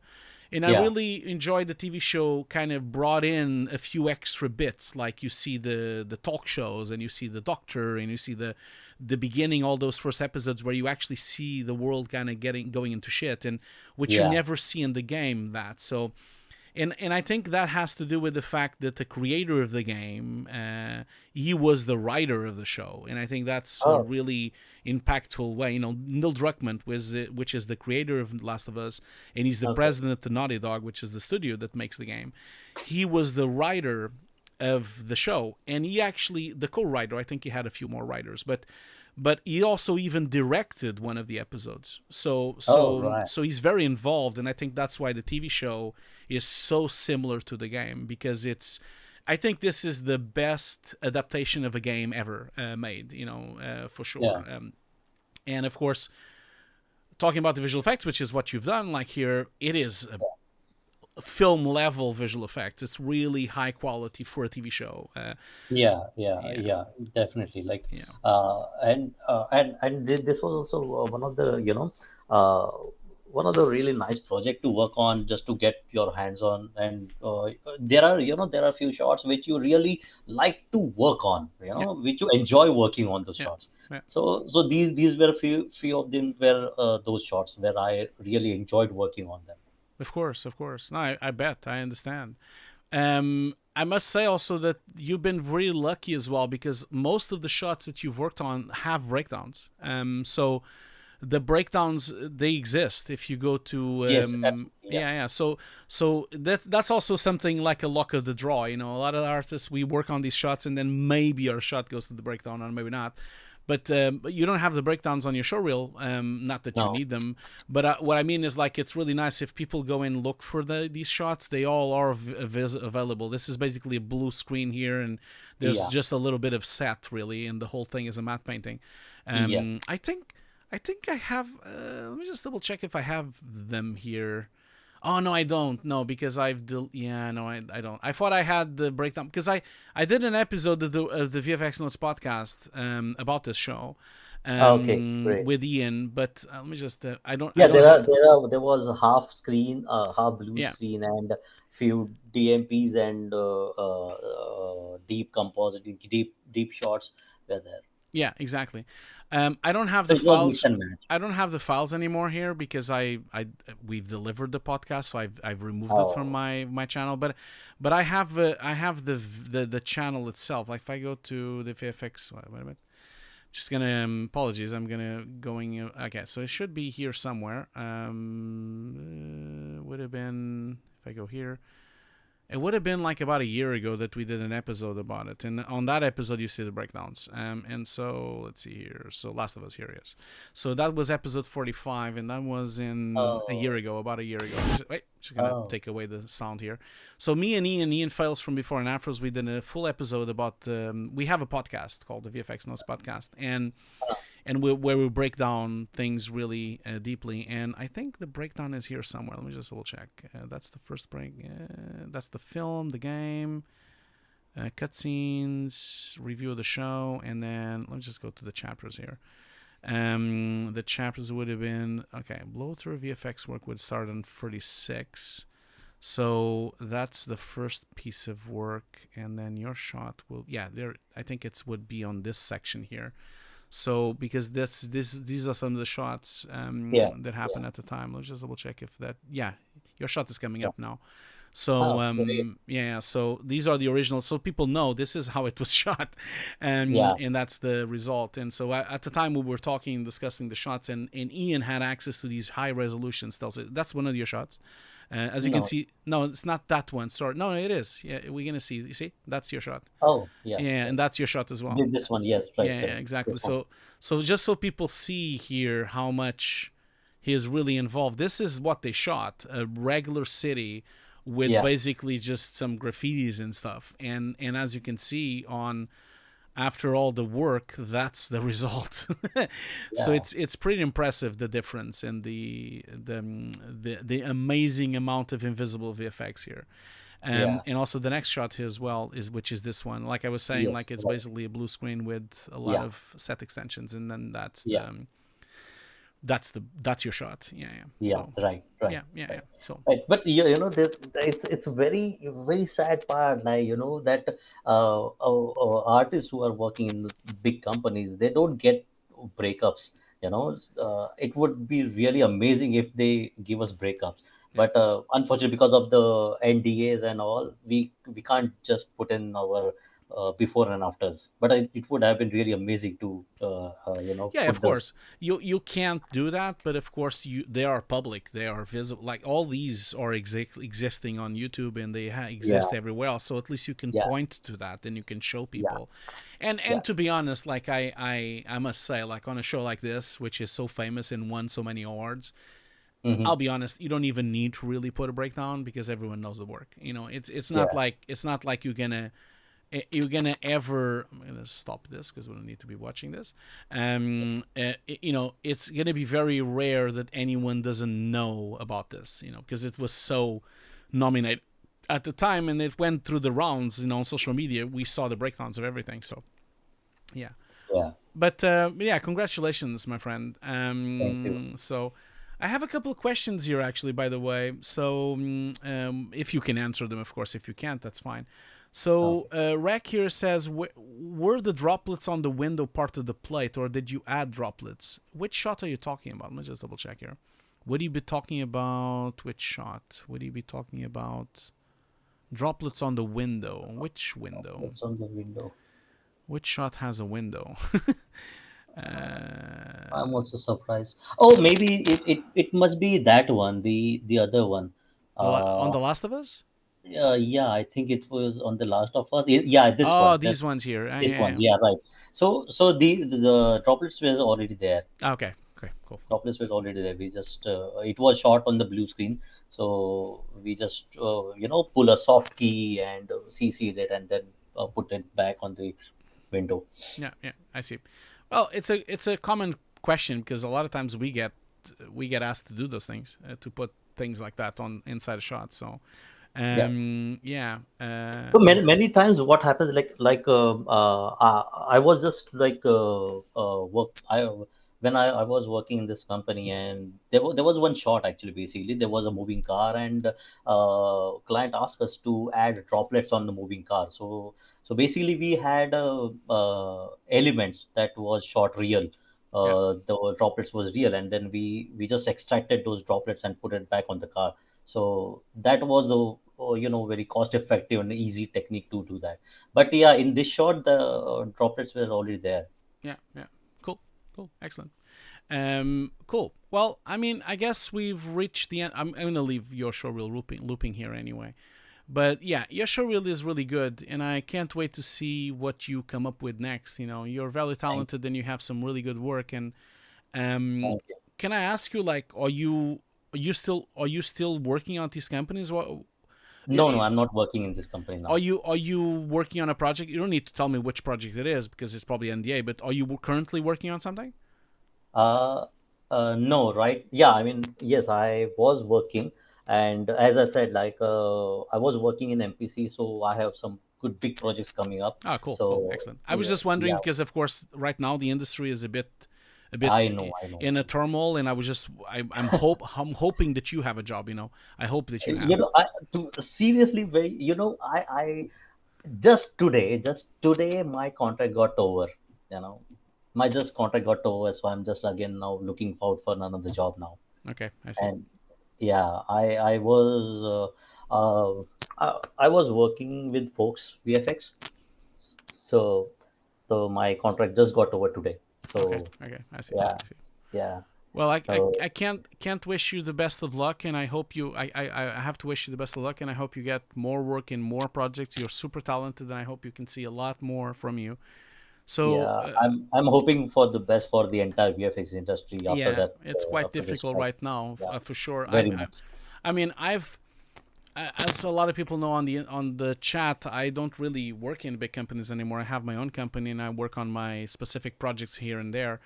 And so I often just do one project here, a trailer there. Like I just finished a TV show, me and two other people working on that TV show, Okay. and three other people, and it's not out yet. I can't say the name of it, but it was a TV show for Swedish TV. That was the last project I did, which I delivered about 2 months ago or something like that. And Okay. ever since then, like it's been quite difficult. I get a lot of bids, I get a lot of bidding. A lot of people ask me Yeah. for bids and quotes and budgets and things like that, but I never get them. Like it's been quite difficult Yeah, lately. I just I lose know. lose the projects for budget reasons, or they either say Yes. they don't have money for it, or they say they'll do it internally. I also get Yes. the occasional we'll do it in AI. That's the occasional one as well sometimes. So I'm getting those kind of things. So I really, really can see that the industry is really not really going well. And I'm in Yeah. London, which has a lot of work, but still it's not very, very good out there for sure. And I Yeah. wish best of luck to everyone. Yeah. Since you brought the topic up, is it okay if I ask you about AI? Of course, yeah, of course. Go Yeah. ahead. So I'm gonna stop. By the way, I'm gonna stop sharing my screen. Okay, is that sure, okay? sure, definitely. I'm gonna Yeah, stop sure. sharing my screen, and because there's no point. And also since we're gonna, let's see here, stop presenting. Okay, cool. Do you want to put your camera back in again? Would you like people to see you, or you don't want people to see you? Definitely, sure, definitely. I don't mind. I'm not a celebrity. That's okay. Okay, cool. So if you want, you can put your webcam. Now, unfortunately, I can't put my webcam on for you, but people will see me on the chat. But if you want, you can turn it on, and then I can put it on the screen here. So Yeah, just definitely. give me just a second here. So I'm gonna just do Yeah. that, and then do this, and that should no, that's the wrong one. That's not what I wanted. Sorry. Apologies. I just need to go and fix one thing here real quick for people to have it. Where is it? Just a second. Need to go here. Oh my God, I'm time lapsed, right? Little bit delayed.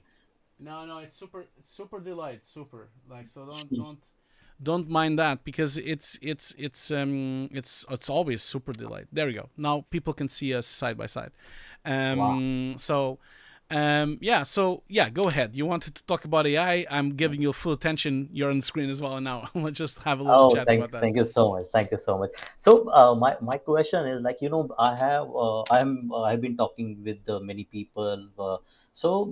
Many people are asking me like, sir, what is the future of AI? Like, is it going to take away our jobs or what? Or how, till what extent is it's going to go now?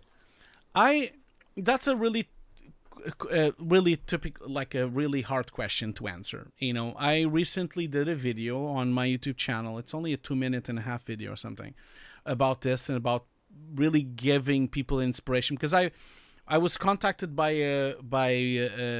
Saint Walker, which he's worked on a lot of schools here and in the UK, and he's getting a lot of students telling him that, I don't want to study VFX anymore because what's the point? And so there's a lot of students really becoming quite disheartened with it and kind of giving up, And so Saint, he contacted a bunch of people in the community here in the UK to ask for like a 2-minute statement to try to give them a bit of a pip-up talk, so that they would not give up. And so a bunch of people did it. I did it. Victor Paris did it. Like a bunch of people did it on the industry. And my 2.5-minute video is really trying to tell people that AI will change the industry forever. That's my point of view. I really think it will come, and there's no way we can avoid it, and there's no way we can put it back again. And the genie is out of the bottle. There's no way to avoid it. We just need to somehow work with it. But Yeah. I really tell to everyone that they still should learn, and still should especially learn core skills, because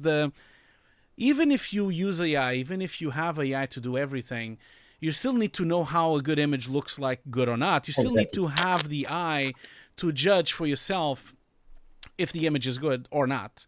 Because AI can spit out something that looks horrible, or could spit out something that looks beautiful. And you still need to make the judgment, and then you still need to fix that problem that comes from AI. So I on that talk, I'm trying to be positive, trying to tell people that to really continue learning photography and learning composition and learning lighting, learning the core skills that will allow you to work on any software. Because I'm a bit older. I'm 36 now, and I've been working since the late 90s, and I've used like 5 different softwares for compositing. I mean, things come and go and change, and I used to do SD, and now I did HD, and then I did 4K. I used to take photos in film in 45mm, and now I take photos digitally. And so things change all the time, and we have evolutions and things that make our job easier. And I keep saying to people that AI is here to stay, and I really want people to approach it in a more not positive is the wrong way, but I think people should approach it in an investigation way. People need to test it. People should try it, and they should look for ethical AI, because that's the other thing. We should try to focus our attention to companies that are more ethical than others. And whenever a company doesn't really disclose what they've done, then I don't think they're ethical, because they're not disclosing it. And so, and it's a bit like machine learning with the Foundry. It's very disclosed, and the other ones are undisclosed, and no one knows how they were done. So I do feel that people everywhere in the visual effects industry need to really embrace themselves that they're going to use AI one way or the other in 5 years, or even less maybe than that. Yeah. And I think people need to really start looking into what they can do with the AI tools anyway. Again, on an ethical level, I really think that it will, if it's done correctly, it definitely will help us. I've been dreaming forever to have a proper AI software that could really help me to do complete rotoscoping and complete painting, and I dream on having an AI tool that can make UVs correct in 3D without having to do it by hand. We've always been looking for those kind of things to help us, but I'm a bit worried that AI is being used to replace the artists themselves by doing art itself, and I think that is the problem that is happening right now. That there's a lot of companies focused too much on making pure art out of AI, and that's really not the point of what we should be doing. We should be doing art with the tools, and not like the art has always been by the artists, not by the tools. The tools don't really matter. And so I think there's too much focus on tools, like too much focus on the softwares, too much focus on those tools themselves. I think we need to be more agnostic, and people need to start realizing that people relate to art because of the people behind the art. You know, Yes, you love a yes, good film, or you love a good book, or you love a good album, not just because of the music itself, but how you connect to the artist that made the music. And so yes, when I listen to an album from Nine Inch Nails, I love Nine Inch Nails because I love Trent Reznor and I love his band and I love what he stands for, and I like the way he builds music and how he's made him, you know, he kind of cut out of the industry and he's like doing independently, and that's all those things. The same way Gareth Edwards, I really admire how he's directing films like The Creator because he's trying to approach it in a different way. And so when I watch The Creator, I also like The Creator because of him as well, not just because of the film itself. And I think that is what these industries with AI are really forgetting, is that they are focused too much on the end result.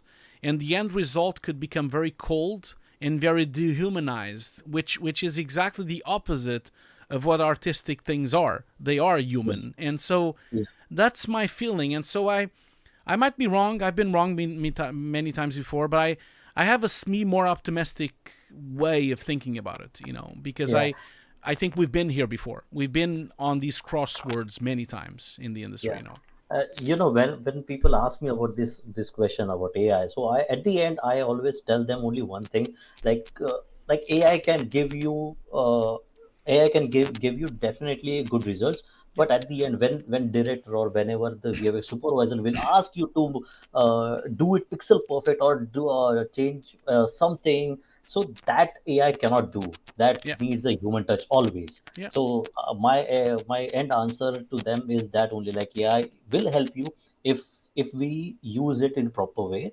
Yeah. It will help us grow more. It will help us our productivity. It will help us technically, but it will not have human touch at all. No, At no, the it end, won't. you need a human person to Yeah. do all the fixes. Yeah, it will. And to be honest, like, I know now in the beginning we have all this hype. There's the hype Yeah, train about this. And yeah, a lot of these companies, people really need to realize, I talk about that on my little short video, that these companies are not completely focused on the art itself or on the tools. They're just focused on growing their valuation to have better stock prices. And so, yeah, and why do they want stock prices? Because they want to get sold to Google. And that's always yeah, the objective. They want to either get sold to Google or sold to Apple or sold to Microsoft. They are looking for an exit strategy. So they will try their best to yeah, flog this amazing thing that the software does. And then in reality, when you really look deep into the software doesn't do half of what they say it does. But that doesn't matter because the valuation grows, the hype grows, and then they get bought, and then they get rich and they sell and they go to the Caribbeans, and then someone else's problem, that software. And so people need to realize that there will be there's these couple of years now that there will be a problem where you're going to have a lot of hype, a lot of proclamations, cinema is dead and we'll never need artists ever again. A lot of proclamations, and they never really happen. I must tell everyone watching that if you look back in history, this happened many times, many over. There was also a time where people would paint landscapes and paint portraits, and then suddenly the photography camera came on. yeah, And everyone thought painting was going to die overnight, and it didn't. It thrived, and it became... We now have Impressionism because of the photography event. And so if we never had photography cameras, we would never have Impressionism, we would never have Cubism, we would never have fluxes, we would never have modern art, we would never have pop art, we would never yeah, have any of those forms of art. We would still be drawing and making realistic paintings in oil. And yeah, so, in a way, but of course, there was a price to pay. At the time, some painters lost their jobs, and some painters yeah, lost their income. Others evolved, others lost, and others became bankrupt. And this will happen as well with us. There will be a lot of us that will have no job, and a lot yeah, of us will lose our jobs. But there will be a moment where it will balance itself out, and there will yeah, be a moment where things will just move on. And yeah. yeah, Yeah, and only people will survive is are those who adapt this technology, who Yeah. works with it, and who works intelligently with it, make use of it. Yeah. You know, Absolutely. yeah, Absolutely. I'll tell you one incident. I will not tell you the company name, but I was working in one company, and they were trying to de-age some shots. Like they were a project where the actors wanted to look younger. So we were trying some stuff with AI, Hmm. and eventually what had happened is like we were using copycat node at that time. Yeah. But eventually, what happened was like there was a pre-process to for copycat node Hmm. that we had to do. We were doing it new in Nuke only. Hmm. So ultimately, what happened was like just to give input for copycat node, we had to go through many nodes or structures just to get that one input to copycat node. And I was wondering why we are doing so much process when we can do it manually in just like in few minutes and give the same data to copycat node, because ultimately the copycat node was doing all the calculations behind it. So I was like, but anyway, it was big people's what do you say, big people's experiment that they wanted to do it with it. So they delivered it, no doubt in that. But I personally find I did not like that technique, Yeah. because Yeah. because ultimately what they were trying to achieve with AI, that could have been done in a few minutes with by some artist.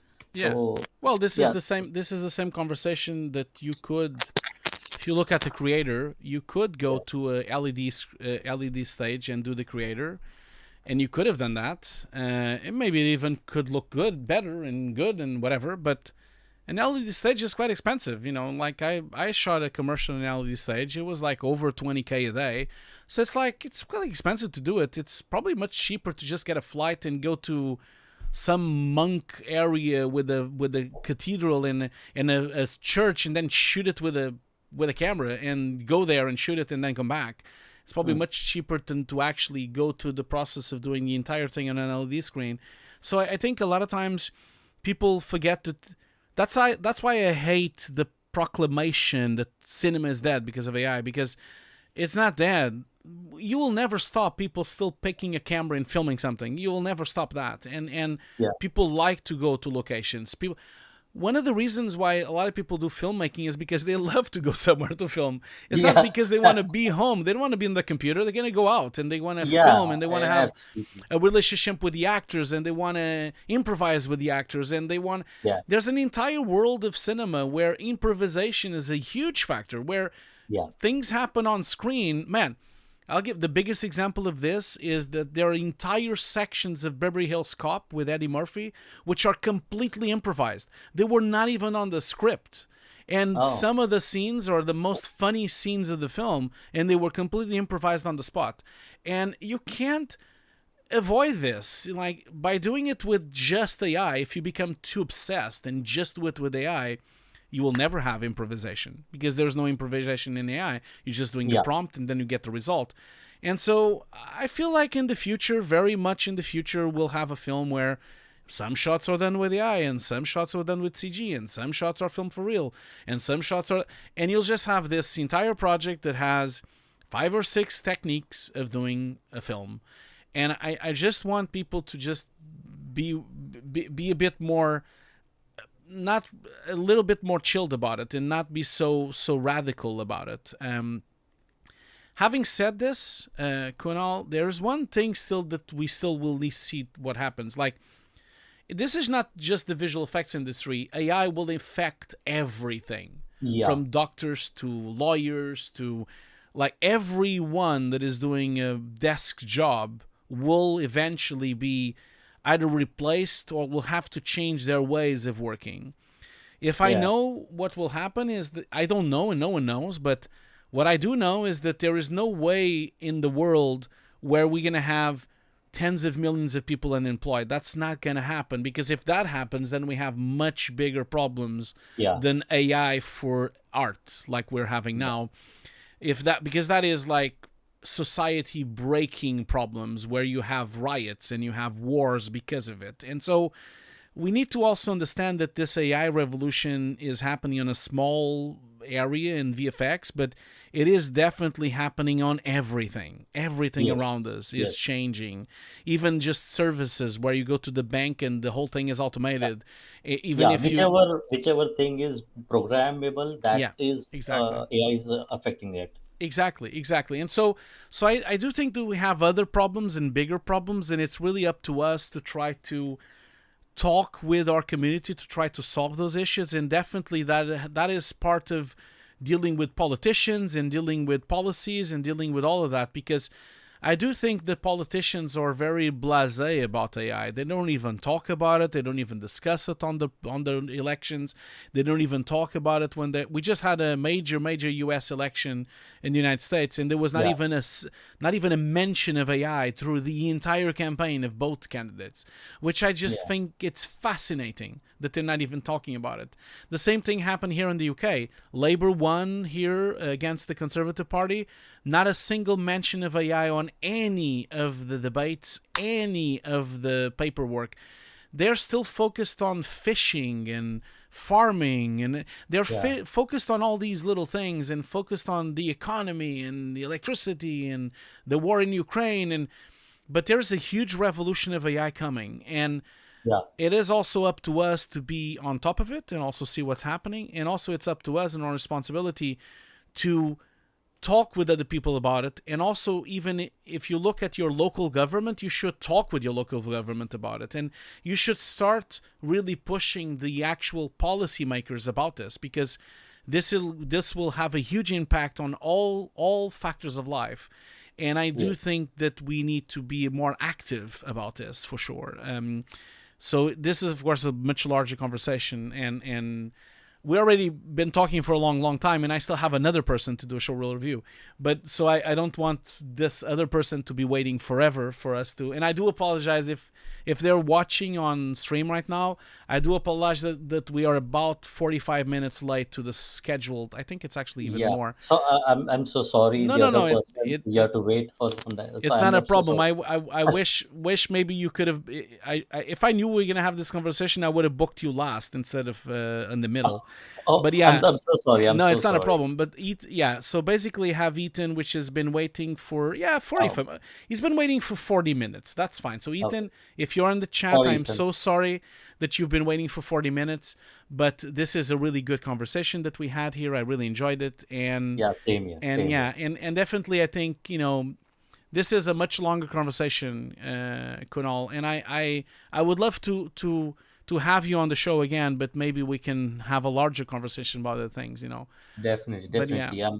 I'm glad I could speak to you, Hugo. Yeah. And I'm sorry, Ethan, and I won't take much of your time now. No, I'm sure he's fine with it. It's fine. You guys all know that my streams are always running late. It's okay. But I do think that this conversation we just started now with AI could last for 3 hours. And if anything, Kunal, I do think that maybe we should do this another time. I'm gonna be wrapping up the streams now by the end of the year, and then I'm gonna go to SIGGRAPH into Japan, and then I'm gonna go to the World VFX Day. But when I come back, I'll reach out to you. Maybe we can do an app you can come over to my radio show, because I do have a radio show in YouTube. So we only did 2 episodes so far, but the radio show, people call in and they can talk, and we talk about a lot of topics. So for sure we will do this again for sure. I'll contact you. I would before I go, I would like to tell you that whenever you come to India, please inform me. I will take you many places. Definitely, I will take you many studios whichever you want. I really enjoyed going to India. This was already 10 years ago. I really enjoyed it. I had a really great time there. So come on here again. I was only in Mumbai. That was the only time. That was the only place I visited. But I'm in Mumbai. I'm in Mumbai. Yeah. Cool. Thank you so much for saying that. So you can come anytime. Thank you so much for saying that. So, Kunal, thank you so much for taking the time to show your amazing body of work. And I'll be in touch later on. Maybe you want to jump into the radio show in a later date. This will be probably in January or something. And you can come over and we can talk a bit more. Okay? Definitely. I would love to. Thank you. Thank you so much. I'll see you later. Bye. Bye. Okay, so once again, I am so sorry to our next contestant. So hopefully, yeah. So thank you so much. I'm so sorry, Ethan, that you've been waiting for a while. Our stream has been very delayed because we had technical problems, and then we now went to the AI rabbit hole. Now, I need to stretch my legs and I need to go to the toilet as well. So I'm gonna just do a break now as well, like I did last time. So apologies that you're gonna have to wait a few more minutes. But we're gonna do a typical 10-minute break like we usually do. I need to really stretch my legs and like really rest my eyes for a while. I'm an old man, so I need to rest all the time. So I'll be back in exactly 10 minutes, okay? So don't go anywhere. During the break, you will see the typical commercials for all the friends of the show. We'll have a commercial for the amazing book, Green Recipes for All, from my wife. We'll have a commercial from BenQ. We'll have a commercial from my course as well. A commercial from Before and Afters magazine as well. You can stick around and watch that. If not, you can just put a timer, 10 minutes, and I'll be back in exactly 10 minutes. And so I'll put a timer as well. So I hope to see you very soon. Don't go anywhere. I'll see you very soon.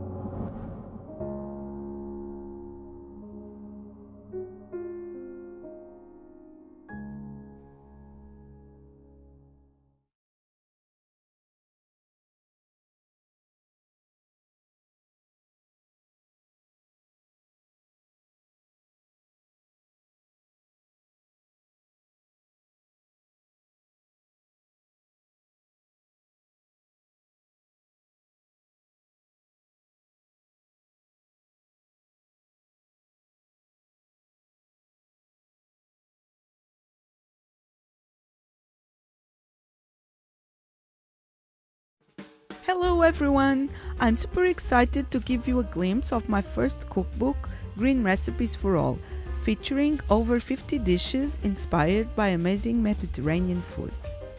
Inside, you can find recipes made with a variety of fresh, healthy, and versatile ingredients and popular plant-based products.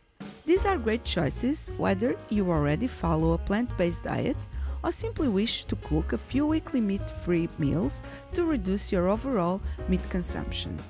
In the book, you'll find a wide range of new and exclusive recipes, from soups and big salads to main courses and desserts, as well as some of the most popular recipes here on my channel, such as the perfectly cooked non-stick rice or the tabbouleh-style bulgur and mixed bean salad. Not forgetting a new version of the delicious tofu chocolate mousse. So, if you'd like to have a look at my book and try some of the recipes, just visit any Amazon marketplace and order a copy, which is available in hardcover, paperback, or digital formats. Hope you enjoyed the book, have fun cooking, and see you next time.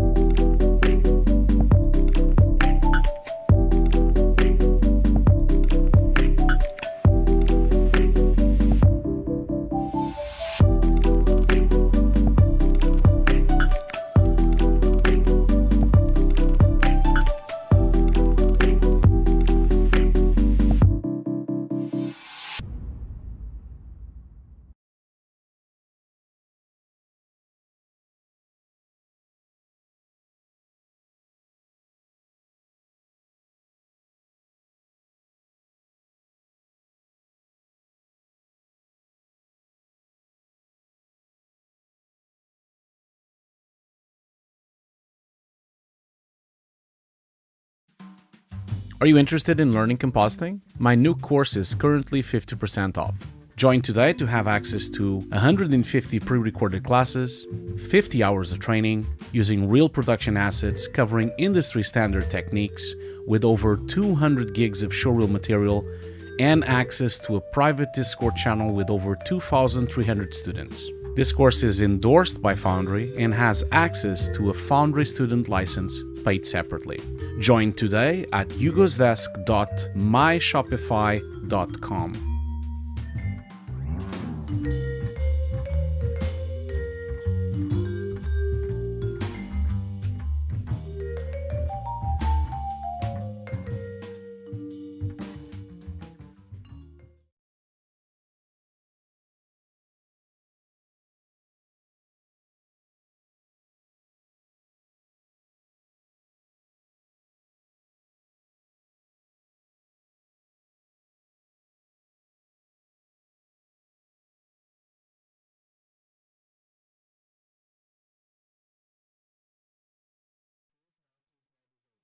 Befores and Afters magazine is the monthly print mag from VFX journalist Ian Fales. Go in-depth on key visual effects topics with major VFX supervisors, artists and studios. Each issue covers a different area like creature animation, miniatures, on-set VFX and VFX tools. Find your copy at beforesandafters.com/magazine.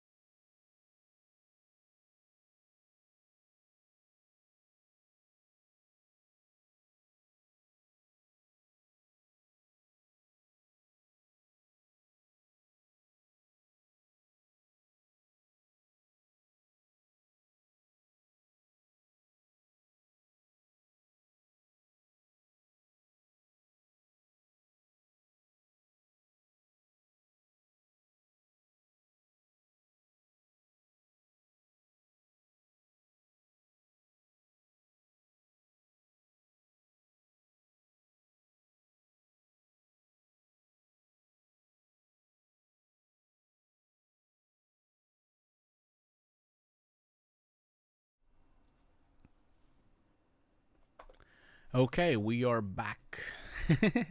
This has been a long stream, but I was expecting this to be long. We've been on for 2 hours and 45 minutes. This is long, of course, because it's the last Honest Show review of the year. Don't despair. I'm going to be back next year with more showreel reviews. It's just that I'm going to have the Nuke Disconstruction stream next week. And then after that, I need to go to Japan. I'm going to go to SIGGRAPH, and then I'm going to do the World VFX Day in Japan as well. So I won't be able, and then it's Christmas, and then it's New Year's Eve, so I might as well just not do streams until January. That's at least my plan. It doesn't mean that I won't do a stream. Maybe I will do a stream during Christmas. Maybe that's a good idea. To maybe do a radio show or maybe play some games. I mean, that could be cool.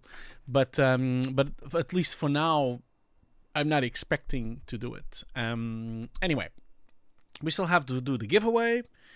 We'll probably do a giveaway in about an hour from now, and we still have one last showreel review to do today.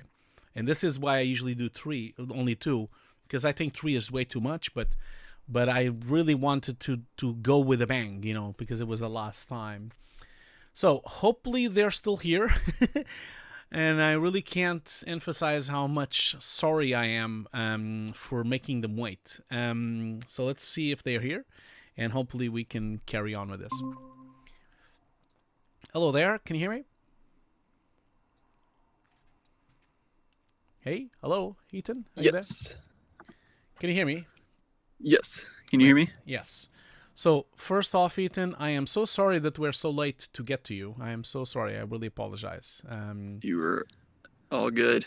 I think I'm actually rendering something out right now, so I got a little bit of time.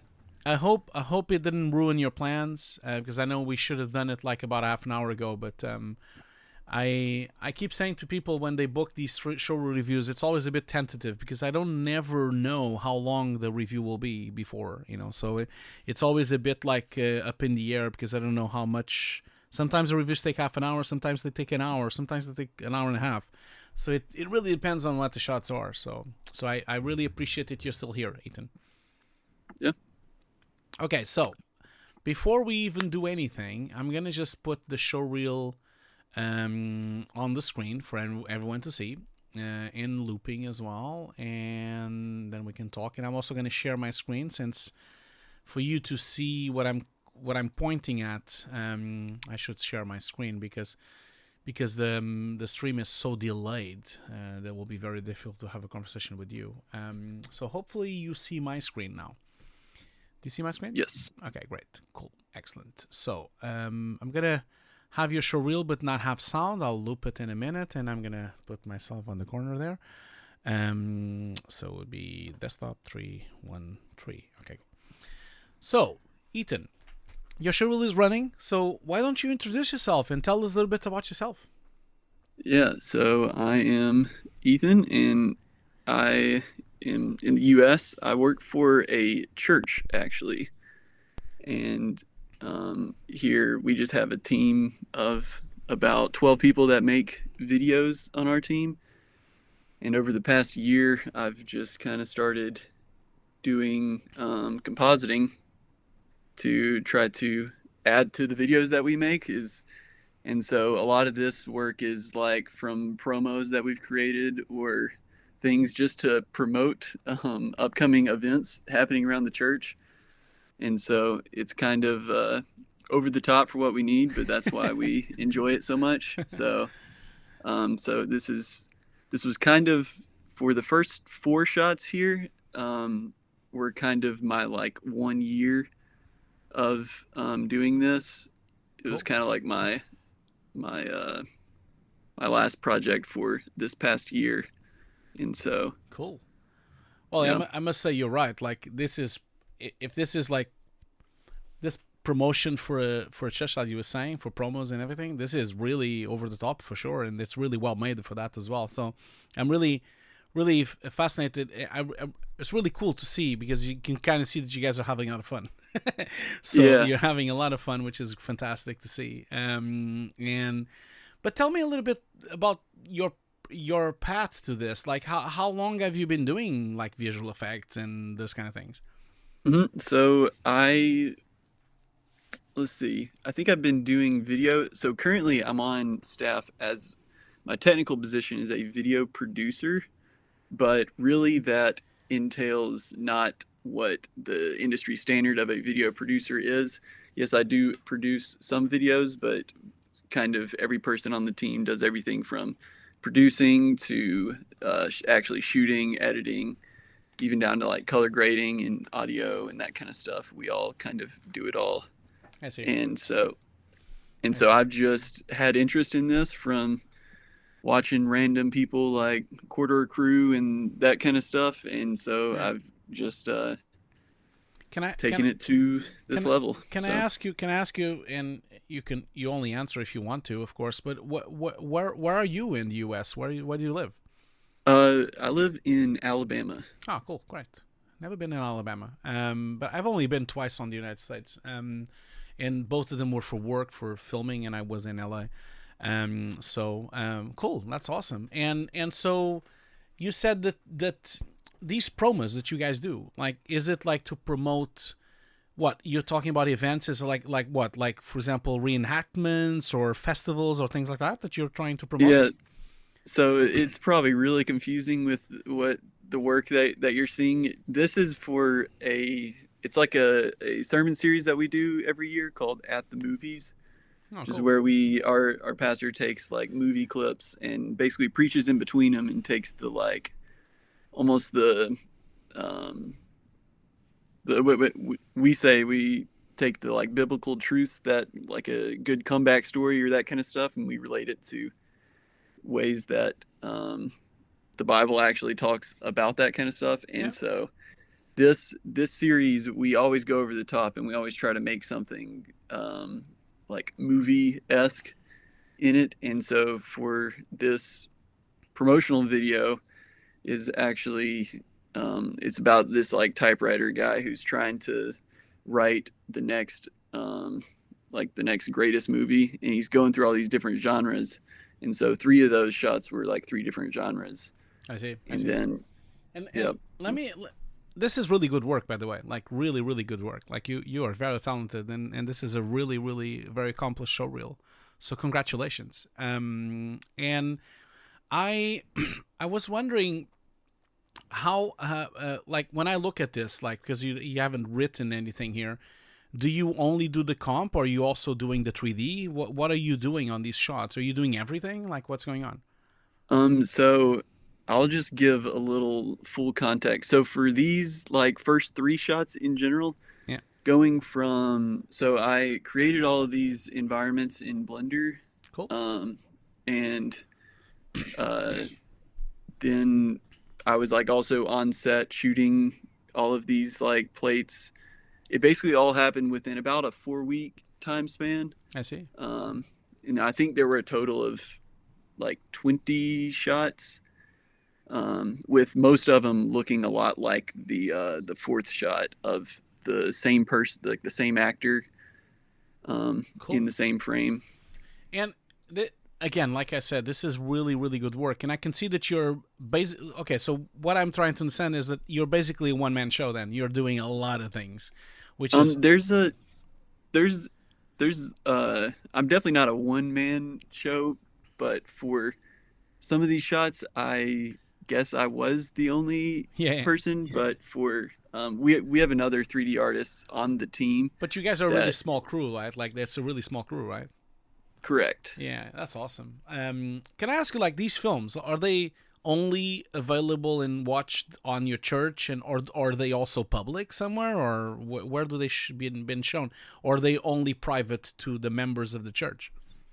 Yeah, we only, these actually only see the light of day on like Sundays for our church audience, but the team have talked about trying to find a good place to start like actually uploading some of this stuff. And we have a Vimeo channel. Cool. And we have certain things that for internal, like sending stuff for review and whatnot, we use our Vimeo channel. And so we're thinking about making some of that stuff public. Yeah. Just to I definitely would advise, like, I would love to see some of this stuff. I think you should, man. You guys should open, either make the Vimeo account public or make a YouTube channel about it. Like I think a lot of people would love to see this. It's really good work, and especially because you have a small crew, it would be also cool to see behind the scenes on this and you guys talking about it as well. And that's something that we've actually started filming. We have a Yeah. full kind of behind the scenes of set stuff for this as well. Yeah. I mean, I'm not, I know they're really big, and Carter Digital is really huge, but they started like that. They started with small stuff and started like a small crew, and then now they are huge. And so, yeah, you guys should consider that. It's because you have really good work here, and it's really like different kind of work. It's a bit bonkers and it's a bit weird, and it's a bit different, but it's great. Like, it's really good to see. It's fresh. It's like something that you don't see every day. And so, yeah. It's up to you if you want to disclose anything. Of course, you don't need to say anything. But do you mind me asking what church it is? Like, can you say it? Yeah, it's a church called Church of the Highlands. Cool. It's it's actually a pretty substantially sized church, I will say, if you go look it up. But yeah, it's cool. We have a lot of fun. Okay, cool, excellent. Well, I mean, again, I really like your showreel. So let's go shot by shot here. Okay, so first off, tell me a little bit about this. This is a really awesome shot, a Western type of shot. So what's going on here? Like, you guys shot this, and again, like you said, Blender CG, right? So tell me a little bit about this shot. So this is like the second scene that the typewriter guy starts to try to come up with, and there's like a Western voiceover and stuff with it. And so all of the assets like are either kit bash cargo, since we don't have time to do modeling and that kind of stuff. Usually our videos are, I mean, I was lucky to have 4 weeks for this video. Usually it's more like a 2 week kind of, or a 1 week kind of turnaround. And so it was kit bash cargo, and then like a bunch of just like geoscatter assets and that kind of stuff to create the environment. And what kind of, well, don't dismiss that at all. Like, most productions have a lot of kit bashing, people just don't know about it. So because they kind of use the assets and then they kind of like retweak them so that it doesn't look like that. This is a really cool shot. So you said already CG was Blender. How did you comp this? Was it comped where? In Nuke. Okay, so cool. Cool. This is kind of my 1 year for learning Nuke. Okay, cool. What did you do before? Did you use After Effects before? I just didn't do this. Okay, I see. Before, so I see. So that means that this entire, I think you've mentioned that briefly, but so just to be clear, so you've been learning this stuff on the way as well, and so you've been doing this kind of stuff for a year. That's pretty much it. Mm-hmm. Yeah. So basically, it's I have my normal. I say my normal job, but this is kind of, in some way, my normal job for at least this past like month or whatever. Like, I normally just edit videos when I come to work and like shoot videos and on sets and stuff. And so on my off days, I've been learning this. And so, well, congratulations, my friend, because if you did this in a year, you're very talented, because this is stellar work for years of production. Like, I just feel, it takes a long time for people to be good. I really mean it, because I think these shots already look very good, and they really reflect like someone that really has a good eye for an image. I think appreciate it. Yeah, of course. No, I think it's really good work. When I look at this shot, I think this shot looks absolutely amazing, and the way you've integrated the cowboy and him coming out of the corral, this is really good, coming out of the restaurant. And the only thing that I would say is that from a point of view of making it even better, because I do think it's a really good shot, there's a couple of things that stick out of when you kind of see it. The first one for me is that I think you might have went a bit, I know this sounds like a silly thing because we always look at the whole thing as a picture, but I think there's a couple of sticking points for me. First of all, I'll just tell them all and then I go deep one by one. The Okay. birds is a bit of a sticking point for me. This cactus as well, and this lamp as well, and then the overall atmosphere in dust as well. So let's take it one by one. And again, don't get me wrong, this is an amazing shot, and I think, I'm just like giving you little hints of what could make it even better and more realistic. Yeah, no, please Yeah. please go into as much detail. You will not hurt my feelings. So Good. I'm just here to learn. So, first of all, I think your birds are massive. They look like humongous birds. They're just way too big for the scale they are so far away, and they're flying so slowly that they would be very far away. And so I think you need to make them shorter and smaller, so it doesn't look like there's like these monstrosities flying in the air. It needs to be a bit more subtle, and also a bit more merged into the background. So for me, my advice would be to use some kind of eroding technique to make them a bit smaller. So if you use an erode, you can like make them ever precisely maybe half of the size that they have, and still maintain somehow the edge of it. And then also in terms of a transparency looking feeling, I think it could be that should be a little bit more like merged into the sky, so that it's a bit more further away, because you do have some fogginess and some haziness in the city, but then these guys are too visible for the amount of haze that we have on this summer day, So I do think that the birds are sticking out a bit too much. That's thing number one that I would say. Number two that I would say is that I don't know how much you can control this, but this is a very windy environment. As you can see the bowl of hay going through the thing here. You can kind of see a lot of dynamic smoke coming through the floor here. I would imagine that these lamps would shake and move more than they do. They kind of seem to me that they're in slow motion. They're kind of bouncing a little bit too slowly. This is an incredibly small nitpick, and I don't think you need to even change it. It's just that it kind of like stood up to me that they looked like they were on the wrong speed for the place where they were. And then other things that I would say is that I think that this simulation you have on the floor here, where is this coming from? Is this like Blender as well? It's just a volume that I made in Blender and just kind of masked it by a noise texture that I animated. Okay, I see. Because I do think that it would... is this like composited in just regular layers inside of Nuke, or are you actually using depth to try to merge it with the environment? Are you occluding this smoke? How are you comping it into this scene? So there's some built into the Blender export, and then I used just basically a points to positions to actually see where I should be placing different, almost like the different cards in 3D space, and I used that to almost layer the smoke, and then I did just mask it out by the certain buildings that it should be masked out by, if that makes sense. I see what you mean. Okay, yeah, I think you did a good job.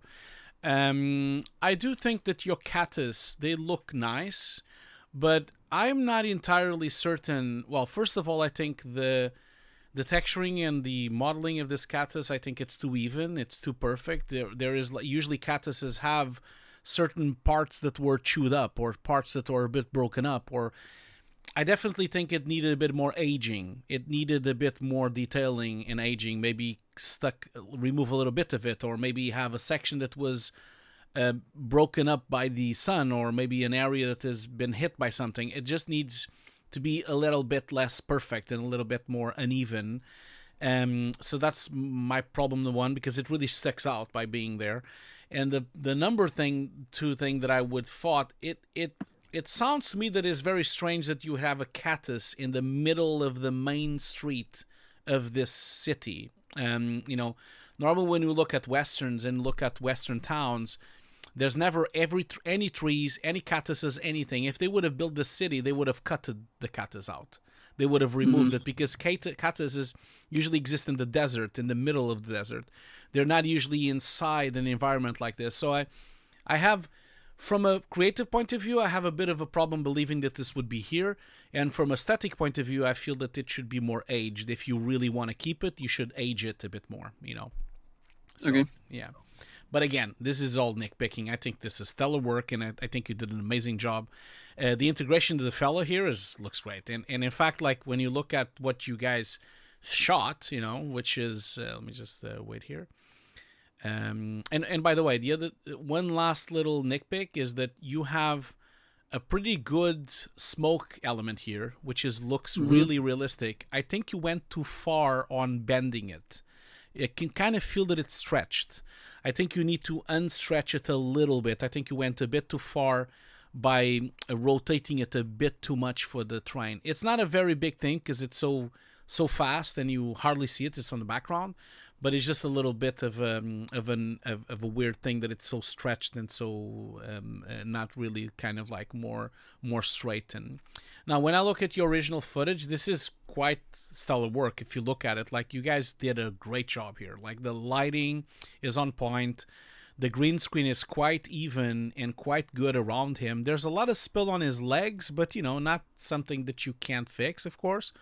But this is very well shot, and I really appreciate that you tried to use the largest area you could find to try to get the lens to kind of work. Because obviously, for this to be perfect, you should have shot him that size. You should have went to a parking lot or something. You should have shot him that big, so that you would have no discrepancy in lens distortion and no discrepancy into lens filming, because then it's not noticeable. I think you guys did a great job, but whenever you have the opportunity, if you're going to put him so small on screen, you should go ahead and film him that small on screen and try to match whatever you're going to go and film, try to match it to your final shot. So if you're going to use this blender scene and you're going to have a 50mm lens on the blender scene, then on reality you should go and film it with a 50mm lens somewhere, and so the more you match these things, the more realistic everything is going to get. And these are small increments, but it's like 1% here, 1% there. It becomes better and better and better. And I realize that this environment where you are is not big enough, but maybe you can go to a parking lot, or you can go outside, or you can go somewhere else, and try to shoot that. But yeah, this is, again, I think still you did a great job in integrating him, especially the sun, the light is really what sells it. The shadow and the light direction really sells it really well. So well done there, Yeah, we scaled the entire, so I got like all the measurements from how far away the camera was and everything. Cool. And then since we didn't have enough room we were already set up there for another shot. And because we didn't have enough room, I just scaled everything down by half. Yeah. So I was just out there with the measuring tape. Yeah. And all that. Yeah. Scaling it down and hoping that it would work. And it did. Eventually it really did. But I've seen many times where this doesn't work. So yeah, definitely you did a good job on converting him to the correct size. We have Pac the Man on Twitch, which has he's referring to the katas next to the horse water. It would be a no because you would have the horse. The horse would be drinking water, and then we would hit the katas, or he would be scared of going there because of the katas. So this is definitely weird to have it here. Yeah, I didn't even notice the horse thing. Yeah, so but this is all little nitpicks, and these have more to do with storytelling than anything else. It's not really, it's well made, so it's not really. Hey, if you want to have a katas there, you can have it. It's not a problem at all. Okay, let's move on to the next shot. I do think that, looking at the shot as well, one last thing I want to say, you did a fantastic job with the atmosphere and the fogginess and the glow of the sun on this airy environment. This is really well made.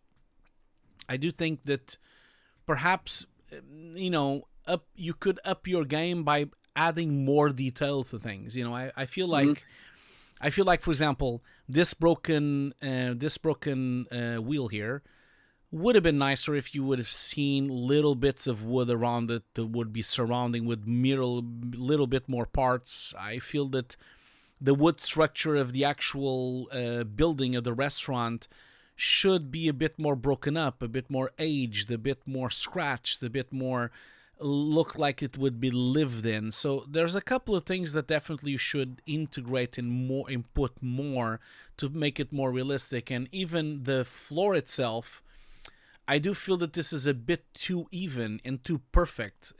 Anything you can do to make it look like a bit more worn down and more destroyed. I'm not saying that you should put a muddy back, like a muddy floor, of course not, because it's not muddy, it's not raining. But I'm missing, it looks like no one has ever walked here, you know what I mean?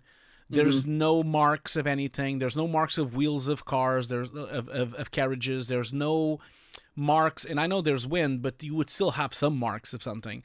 There's no puddles of water near the water tank. There's nothing in this floor. It's really perfect and pristine, almost like no one has ever been on this set, you know. So anything you can do in the future to add detail to things, that's what's going to sell your shot. And I realize that takes a long time, but sometimes little small things go a long way, you know, just little things. You know, just by adding a texture of dirt or adding a bump map somewhere, it just adds more detail into the scene, and it sometimes could take only a couple of minutes to do that, you know.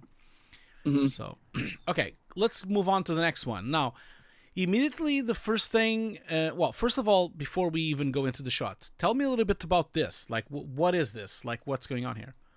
Yeah, so this was the like opening shot for our promo that we just played, and it kind of, we were trying to almost make the audience think that the whole promo was going to be happening at this location, and then all of our audience knows that when they see that the main actor there, that it's probably going to be a comical video, because he typically plays in all of our videos like that. So it was kind of, you guys know him already, yeah.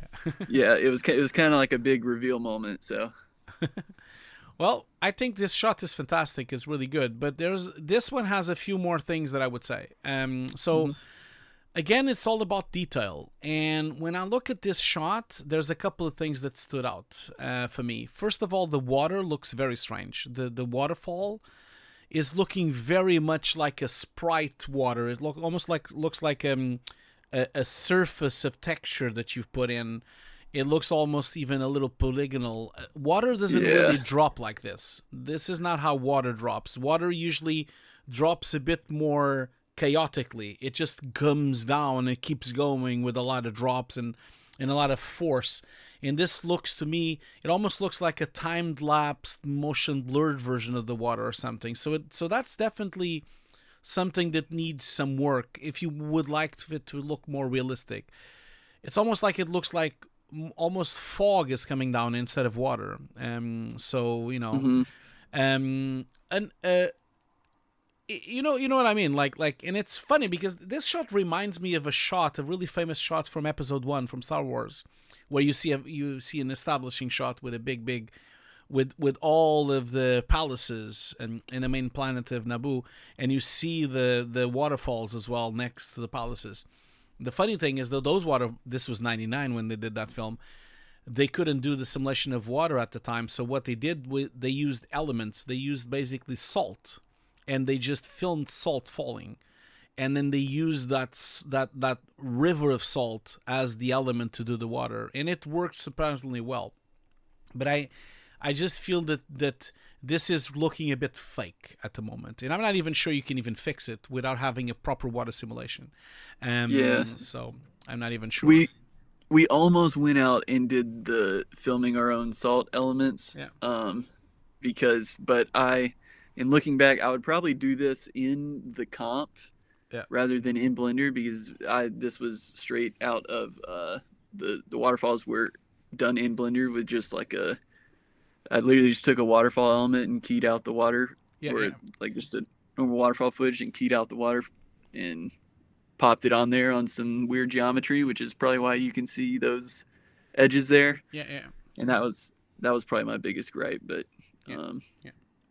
well, that's gripe number one. Gripe number two, I have nothing to say about the castle itself. That looks fantastic, and the whole thing here looks fantastic. I have some problems with your trees. Mm-hmm. I feel that they are all very repetitive. They all look almost the same. And in fact, they are so, for me, they look so strange that they look like miniature pines, you know, instead of trees. They just need to be more uneven. Trees usually are all different. All of them. Every single one of them is different. There's a longer one and a shorter one, and one that is more broken up. The one is more sick. The one is more healthy. Different tones of greens, different tones of branches. And I just look at this mountain here, especially the one on the sun, and everything is very even. I think more work needs to be done to introduce more randomization into these trees to make it more realistic.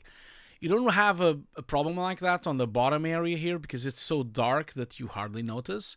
But you have a problem with the sunny bits because then you see it more, you know. So I think you can get away with all of this because it's so dark, but you can't really get away with this one that is so close to camera.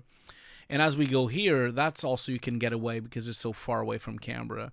But then you can't get away with it with these ones. You see this one right below the castle here. This just looks a bit funky. It looks a bit strange that it's so repetitive and doesn't really have different types of trees. And even when you have a forest, you always have other stuff in the middle as well. It's not just the same tree the whole time. So I think that really is bringing your shot down, making it a bit more CG-ish, as opposed to, I think it's the water and those repetitive of the trees and the way the trees are also, the way also you've put the trees in a very awkward place like this. These walls, these mountains are almost vertical, and the trees are growing on the side of the wall. It's a bit strange because trees need soil, and so how did they grow on the rock? You know what I mean? Like there's no soil there. You just have rock, and it's too vertical for it to exist there. So I just think that you need to maybe put something that would make us think that there is soil here, so that you can believe that there would be trees there. You know, do you know what I mean? Yeah. Yeah.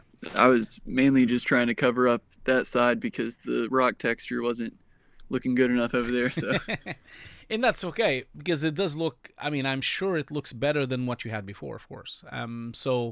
So, and again, this is a nitpick. I mean, I think the shot looks great. I just think that this is, and there's nothing you can really probably do about it anymore because this has been delivered. It's been done. It's been delivered. But you know, next time, think about those things. Start thinking about those things to have more detail into stuff. You know. Okay. So now as we go in, I really like the whole thing here. I think. This is looking great. Motion blur is looking great. The way you guys are zooming into that center, the castles are looking great. You have the birds again. These birds I can get away with. They're still looking huge. Like they are the size of a window. So these are massive birds because you have a window here and you can kind of see they're as big. And the other thing as well is that I think we went too far with the blur because if they are on the same depth level distance as this building, they would not be so blurred. Because in fact, you see the rocks behind them more sharp, and then the birds are blurred. So these birds are living on a different depth of field from the rest of the scene. So you need to be careful with those things because everything is so sharp. There's almost no defocusing here, but then the birds are extremely defocusing. So you need to kind of you kind of like need to look into that. Now as we go through. This is looking great. Like I think you did a great job with this. The guy is revealed here, and then you have a really nice rack defocusing happening. It gets a bit more defocused. I think this looks very realistic, and the lighting again is on par. Like you guys did a great job with the lighting. Like, do you show the original, the footage actually that you shot? We do. Yeah, you guys are very talented shooting this stuff. Like it's very rare that I see. You know, like what I would consider, you know, a more amateur setup because this is definitely an amateur setup. It's not a professional setup, but often, most of the times when we see a more amateur setup, it always fails the lighting direction and the shadows. And you guys are always on point. On the other shot, it was the same thing. You definitely managed to make a really realistic sunlight and look to him and the shadows and the way the light is hitting him and it's matching perfectly the buildings. This really sells your shot. And in fact, the best part of your shot is this section. You know, this looks beautiful. Like it's really nice. And if anything, I would probably, as we go closer to him, I would probably have more defocusing in the back, because it would be normal for the DOP to focus entirely on him, you know. So, and you would get like a bit more depth of field going on. So, but yeah, this is great work, and the processing also is great. The glowing and the diffusing that you have here of the light, the sunlight hitting, very nice grade. You're definitely not afraid of overexposing things, which I feel people sometimes are too afraid of overexposing, and life has overexposure. A lot of times we film things and they're overexposed. So this is fantastic. So Connor on the chat is mentioning one thing, which is he was talking about the green cloth on green screen. So Connor, it's blue screen, not green, as you can see here. So I think he was seeing my de-spilled plate. Oh, I see what you mean. Yeah, most likely. So yeah, definitely you did a great job. And not only because he's dressed in green, but he's also blonde. And so blue is always the great way to deal with those kind of colors. So yeah, you did a great job here. That bow was giving me a little trouble though. Yeah, because the bow and the reflection, especially these lines here, they're really thin as well. Yeah, you probably ended up having to roto some of it, didn't you? I actually got away without rotoing any, like, that's cool. any of it. I just ended up replacing the color of the bow just entirely down so everywhere it was spilled. So you guys go really, really deep into the clothing as well. Like these are really good quality garments you guys are using. How did you guys build this, or do you buy it, or you rent it? Where do you find these clothings? It's all just either on Amazon, or it was around Halloween time when when we were filming it. So we got lucky that all the costume stores are open. I mean, these are just typical costumes. I feel like if you start looking closely, you notice that it's a bit cheap, and this is like plastic and everything. But it looks really good when you just watch it once. You know, it looks fantastic. So I think, of course, we're looping it now, but you guys did a great job with that. And the bow also looks great as well. Yeah, the arrow. If you look too closely on it, one of my teammates made that arrow like the morning of with just some random wood and paper that he had, but it worked. Someone on the chat, like Josh is saying on the chat, I still can't believe this is for his church. I understand that, because this is really a high production. You guys must love watching this. I bet that you guys go like bonkers when you're watching it. People must love watching this, right? Like, this is such high production. It's really good. Like, the team has a blast, and I would definitely say our church congregation does enjoy the videos that we produce. I bet they probably really love it, right? Like, they probably really expect. You guys are putting the bar higher and higher now, so you're gonna issue. You're gonna have to keep going now. You're gonna have to go all in now. He's gonna start like having disappointments. It wasn't as good as last one. You know, like you're like, oh man, I did like a Lord of the Rings scene, and you're not happy. it's always tough with expectations. Okay, cool. Let's move on to the next shot. So, tell me a little bit about this next shot. So we have a spaceship coming through a planet here. What's going on here? Tell me a little bit about this. So in this shot, the main writer dude is having like a mental breakdown, and he's starting to come up with almost bad ideas. And so in this one, he was like trying to figure out a good space thing, and then he's talking about space pirates.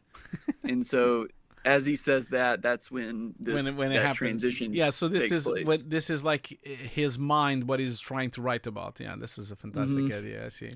This is really cool. So the original thing that I rendered out of Blender did not have I showed like the side by side. It did not have the spaceship in it. So it was just the spaceship that just kept on flying.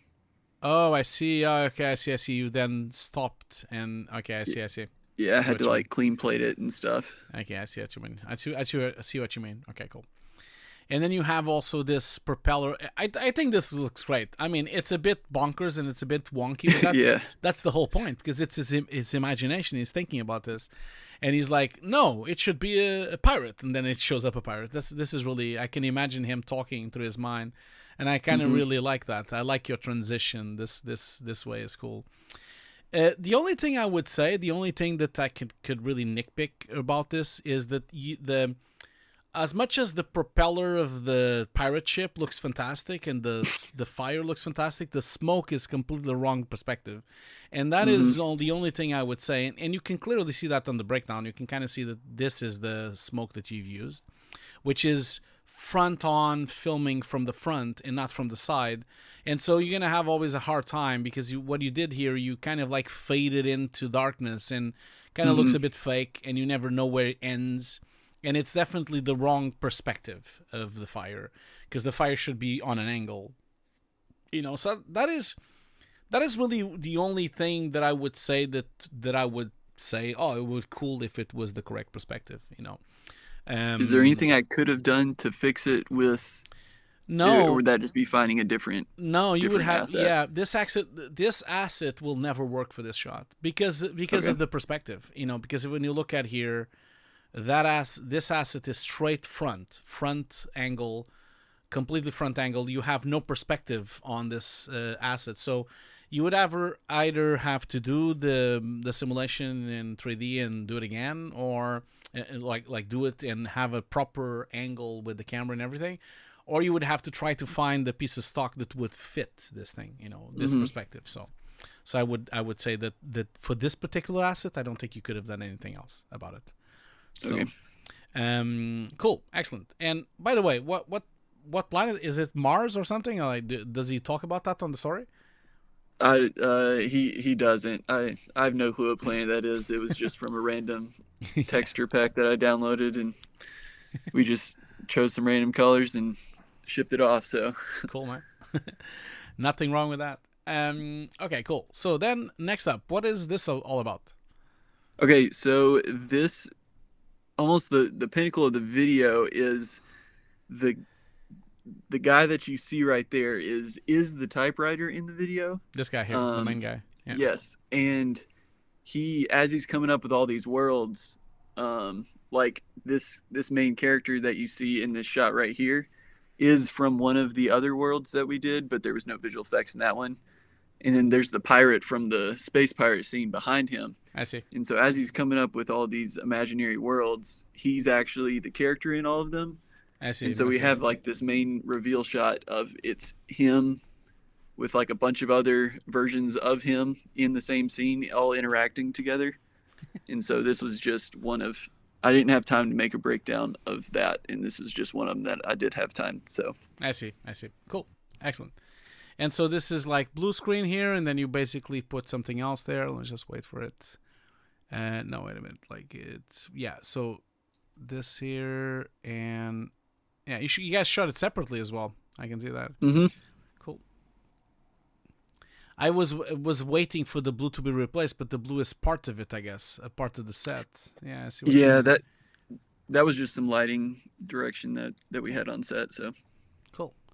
Well, you did a great job of merging this together. Again, you guys shoot really well. Like the green screen is really accurate. Like you have some spill on this side. Like you can kind of see some spill on the hair and on the glasses here. Mm-hmm.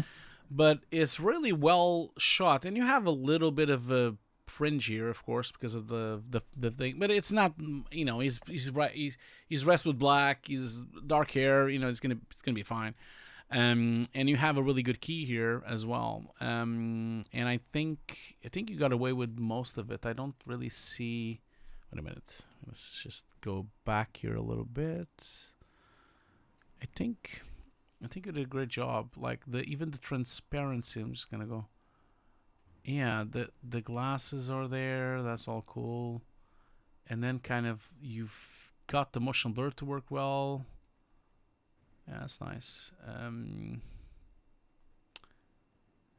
Yeah, that looks great. Don't really see any problems there. That looks really cool. And then basically after that, you have this shot here. So is that the last shot? No, it's not the last shot. What's going on here? You have a lot of TVs and a lot of monitors. What's going on here?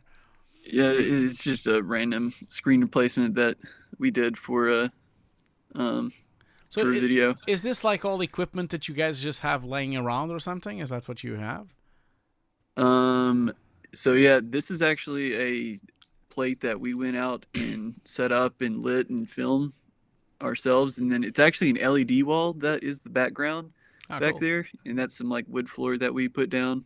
Cool. And then we just filmed it all black and just had a bunch of other elements that we knew we were gonna add to it, and did all that cool later. So yeah, it looks cool. You guys actually shot it all with it switched off, so you had to like invent some reflections and everything. Well, these ones have like some nice reflections anyway, and you managed to bring it back, some of it. But yeah, this all looks good. I mean, I don't really. The thing that I would tell you is that the only thing that you're missing here is the light interaction on the floor. The floor. Because you can kind of see that this would be where something should be, and something should be here, and something should be here.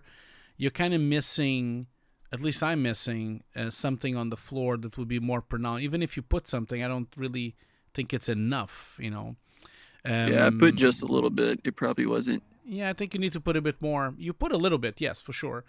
Also, I think it's a little bit too blurred maybe, and it just needs a bit more, because you only really notice it when it's very bright scenes, and usually, especially these old TVs, they are very bright. They're super bright.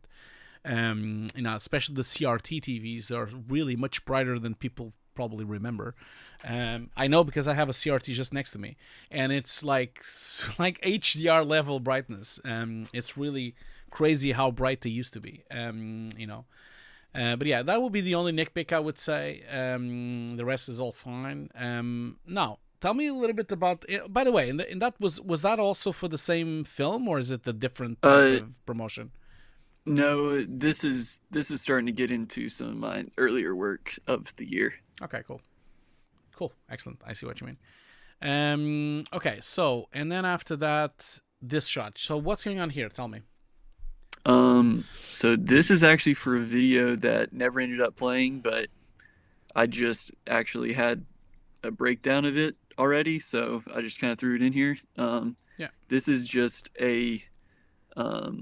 it's for our student ministry, and just the theme for the conference that we were going to have kind of went with some more crazy visuals, and so we were just following our main inspiration was like an Up and Up video from Coldplay, yeah, which kind of had some crazier visuals, and so we just cool, made some random things with it.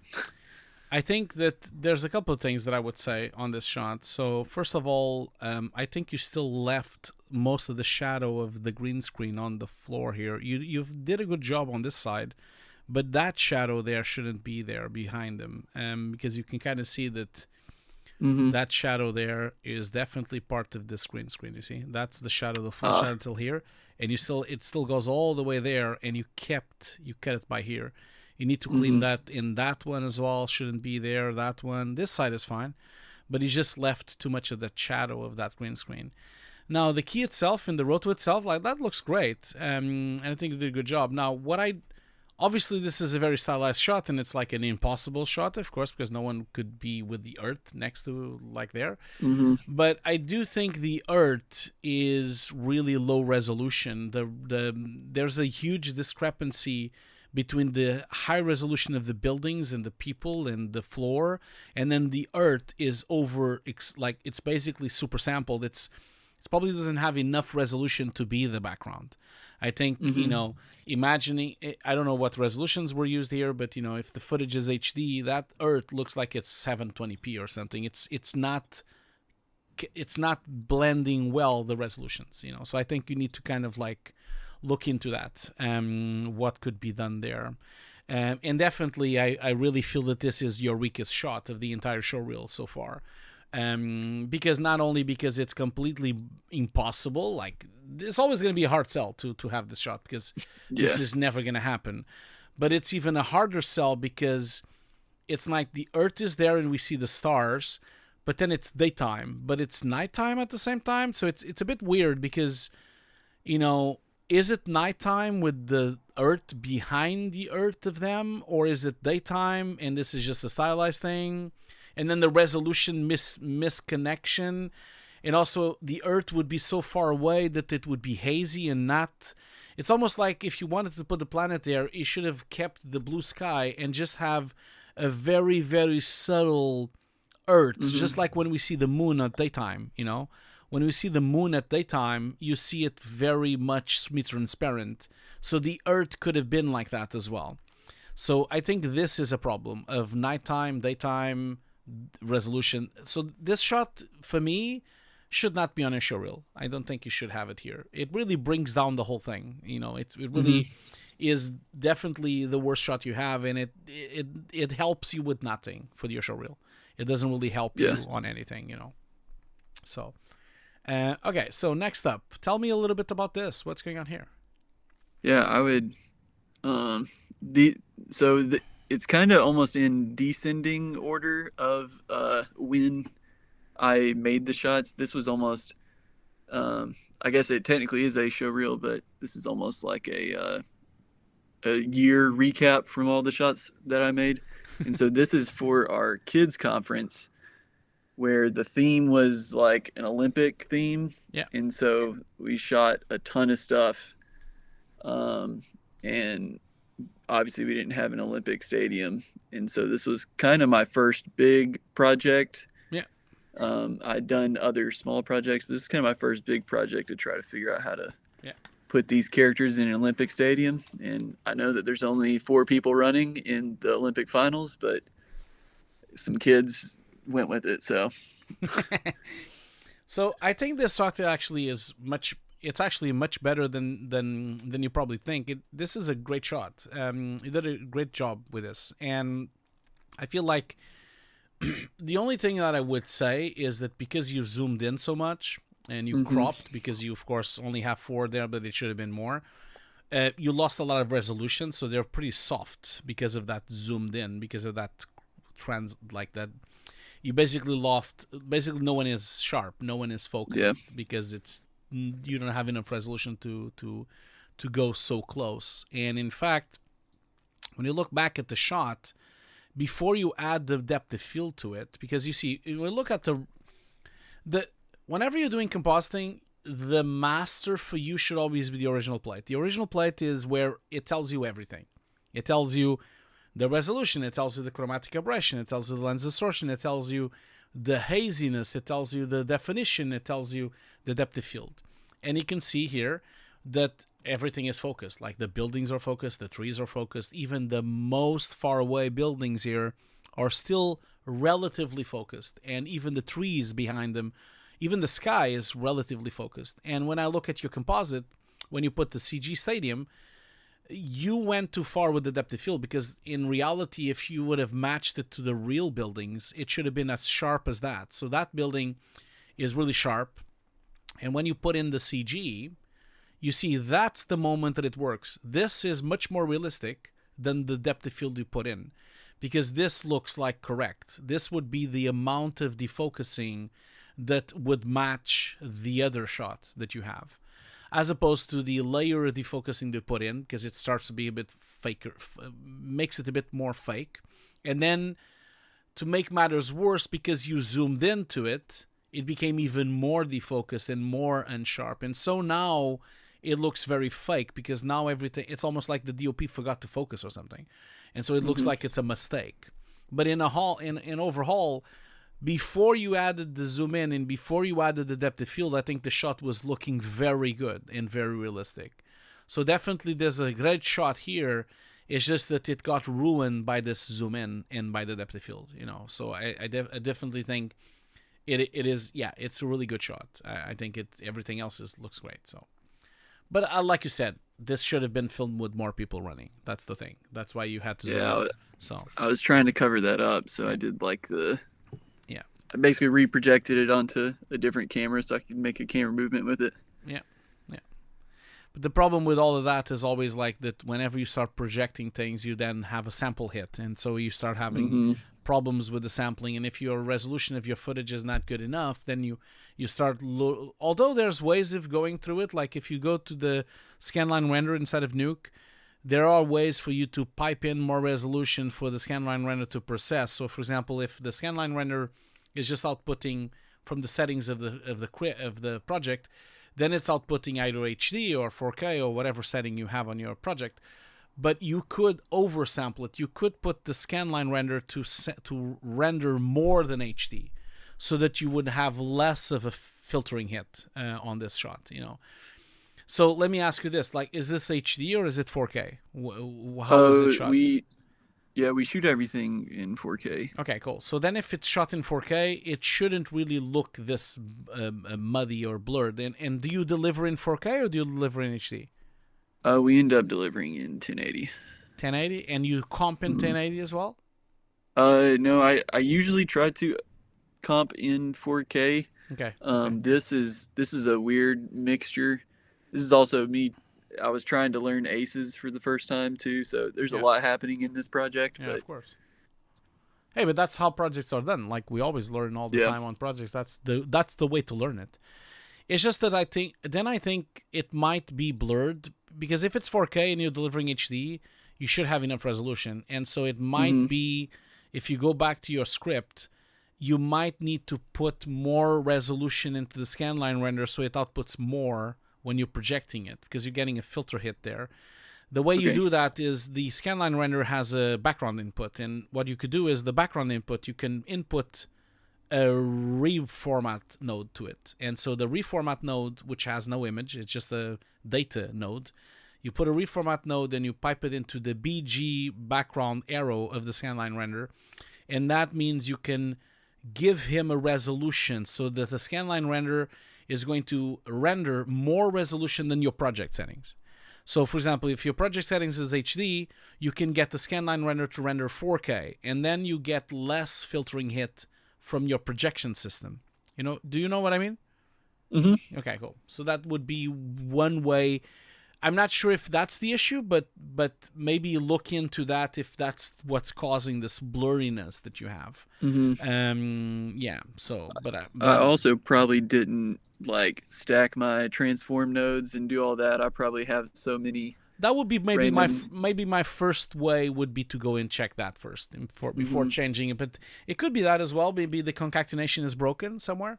It could be that as well. There's definitely a filtering hit that shouldn't be happening, because if you have a 4K, it should be sharp in HD. It should, because 4K is 4 times HD. So you have enough bandwidth to filter things, so you should be able to, so cool, man. And we've reached the end. Look at that. So this is a great showreel, and you're very talented, my friend. Like, Ethan, you're really talented, and your team is also very talented. You guys do some great work, and I hope you guys can put it on YouTube or on Vimeo sometime. And if you ever do that, these films, I would love to see them. Please do let me know that they're up, so that I can go and watch them, because these are fantastic. And I understand that a lot of people won't understand what's going on, because a lot of the jokes are internal jokes with the church and with your friends and with people that know the community. But you'll be surprised about the amount of people that really will appreciate this, and especially the behind the scenes. I think they will really appreciate that side of things, as well. And I feel like this is really good work, and it deserves to be watched. It deserves to be shared around. I always prefer for things to be as shared as possible than the opposite. So try to convince your community to do that, and go for it. Just don't look back. Just go for it. You'll love it if you do it. For sure. Cool, man. So, Ethan, is there anything else you'd like to talk about, or anything else that you'd like to ask? I was trying to think. You answered some of my questions. Really, honestly, my main next question was mainly looking at these first 4 shots, because this is kind of, I just finished these last week. Cool. Of like what do you think I need to learn from here? Like what would be the best value add almost from here?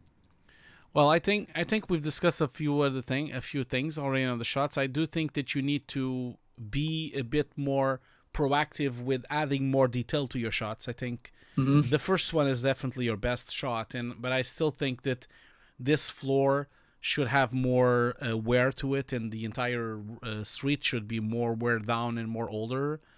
The cactus thing is a bit weird, and so I think you also have to start having a bit of a more mindset about the logic of things in shots as well. Not just what you put there, but also why is it there? Should it be there? Those kind of things, like okay, there's a cactus here. Should the water be there? Probably not. The horse wouldn't get there.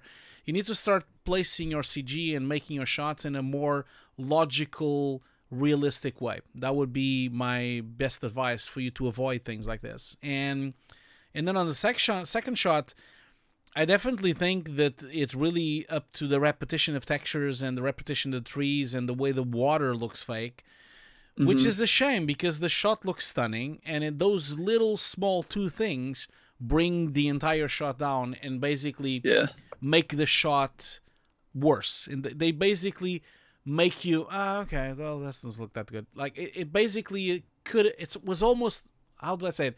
It was almost there, it was almost there. And a little bit of an effort could have been made into trying to come up with another solution for that. And that would be my way to think about it. And then the shot after that, like the space. This one I really don't have anything to say apart from just go ahead and get another asset for this smoke. I think it. I'm sure if, for example, if at the top of my head, if you go to Action VFX, for example, I know for a fact Action VFX has stuff like this in angle. They do those things. So maybe you can find something there that would fit in because it's definitely the only thing on these shots that's really bringing it down. You know what I mean? And then the rest is okay. It's a bit worse, of course. This one is nothing special, this shot, and of course this one is also nothing not as good as the other shots for sure. And then this is really a shot that I think you should remove because I don't think it's good enough, and I don't believe it will ever be good enough, except if you put something else than the earth there. And then the last shot, it's really a technical issue here. I do think the resolution is the technical problem that you have on your comp. And if you remove some of the depth of field, you also have a nicer shot as well because it's already a really good shot. So like I said, your showreel is amazing. It's really good. You're very talented. It's just little things, and you just need to kind of your next step will be more of try to build yourself to become a bit more perfectionist. Okay, I'm gonna go and get a better water for that, or I'm gonna put more textures here. Try to put in that extra 10%, which is the whenever we do shots, we get to 90, but then some people get to 100. Like some people put those extra percentage points, which is the hardest part, which is the last 10% to make it from a good shot to an extraordinary shot. So that's the thing. Always over deliver, and always whenever you look at shot, once you're done, always look at it and say, what else can I do? And even if you have really very little time, imagine you only have a day, you can think, okay, what can I improve on this shot in this day? Is there anything I can come up with that will only take a couple of hours, but it will exponentially improve the shot? So that's the way you have to, your mindset has to be that way for these shots to really grow and become better. Try to over deliver. That would be my advice. Yeah. One thing that I would maybe ask is there a place that, because I'm currently the only person doing quote unquote visual effects at my work. Yeah.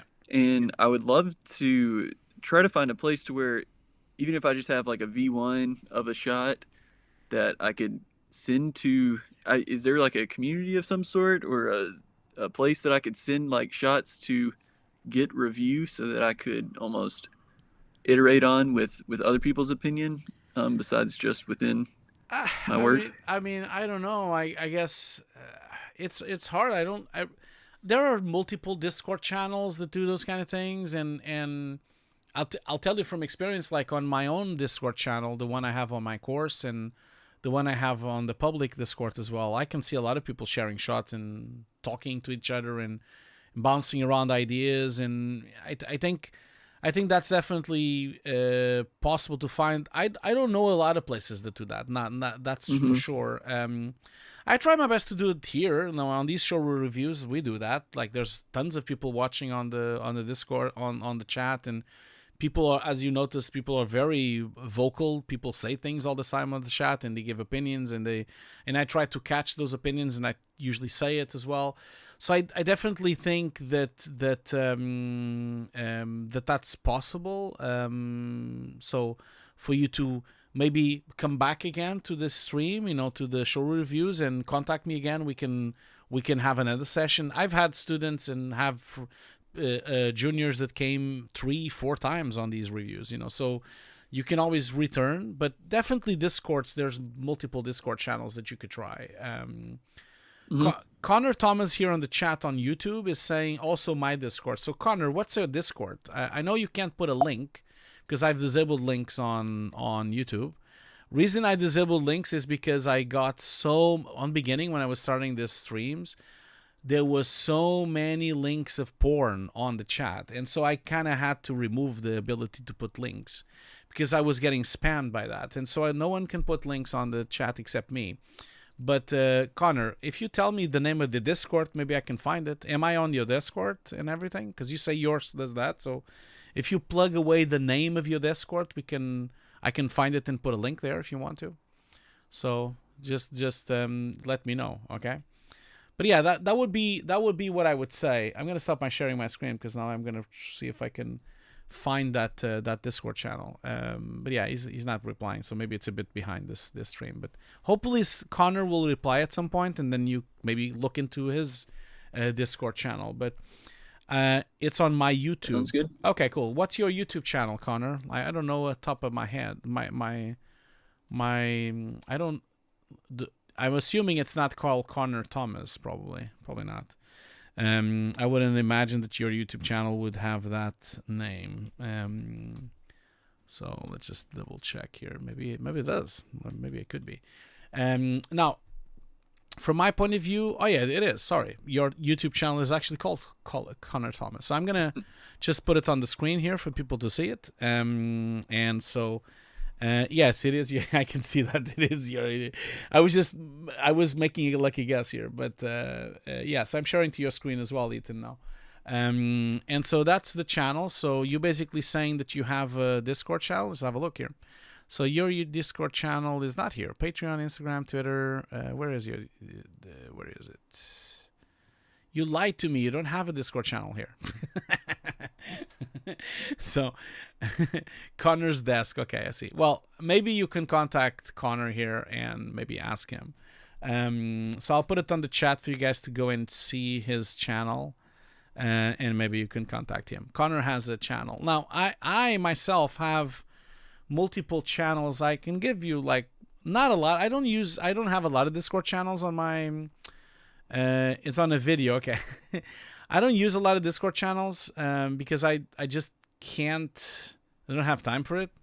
But if I show you guys here my the only channels I have on Discord would be the Nuke Coven, which is a Nuke based Discord channel called Nuke Coven.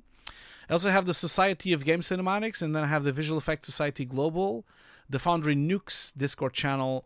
This is my own channel, and then I have my Hugo's Desk, the personal one, the public one, and then the green one is the course. So all of my students have access to the Discord channel, which is a private one as well. I'm sure more people here can give us tips and tricks of better channels to follow. So maybe we can do that at a later date and do a radio show about it, and just get the people to share. Apologies that I don't have links open on YouTube. I just can't because it's too messy when people start spamming links that they shouldn't. So But yeah, so yeah, Ethan, I guess, maybe look into those Discord channels and see if you can find it, Sounds good. Cool, man. Anything else that you like to talk about, or would you call it a day? I think that kind of wraps it up for me. Cool, man. Well, I mean, thank you so much again for sending the showreel, and I do apologize that it took a long time to get to you. But it's been a long stream, so it's almost 4 hours now that I've been streaming. So I hope you have a great day, and I can't wait to see more stuff. So please keep sending them, and please let me know. I would love to see more stuff. Okay? Yeah, I'll have to come back. Thank Cool, you for man. having me. No problem. I'll see you later, Ethan. Have a great day. Yep. Bye. You too. Okay, we are done. Look at that. We finally finished. Now, I was planning to play video games after this because, as you guys know, I've been streaming video games before dinner because I always play video games before dinner. But I'm not sure I'm going to do that today. Apologies, because I did have it on my channel that I was going to do it today. I've been playing this game, by the way, if people want to know. I've been streaming it for a while now. This is the game I've been playing. A Quiet Place, The Road Ahead, which I've been playing it on YouTube. And it's been great because... oh, wait a minute. Is my stream gone? Let me just double check here. I think my stream is gone again. Not been easy today, is it? Not been easy. It's been a bit tricky. Okay, it's back now. So yeah, this is the game I've been playing, but I'm just too tired. I'm too exhausted. I've been streaming for 4 hours. I don't think I have the strength to go and play this. So I'll play it tomorrow. So I've done 3 streams of this game. This is a really good film and a really good game. And the cool thing about this game is that the microphone, if you talk, you'll die. So that's the cool thing about it, because the monsters will hear your sound and, of course, will then kill you if they hear the sound. So I know I was going to do it today, and I've posted a link and everything, but I'm going to not do it because I apologize. I'm too tired to continue streaming. So I'm going to go and rest. I told you guys, I'm old. I'm an old man now.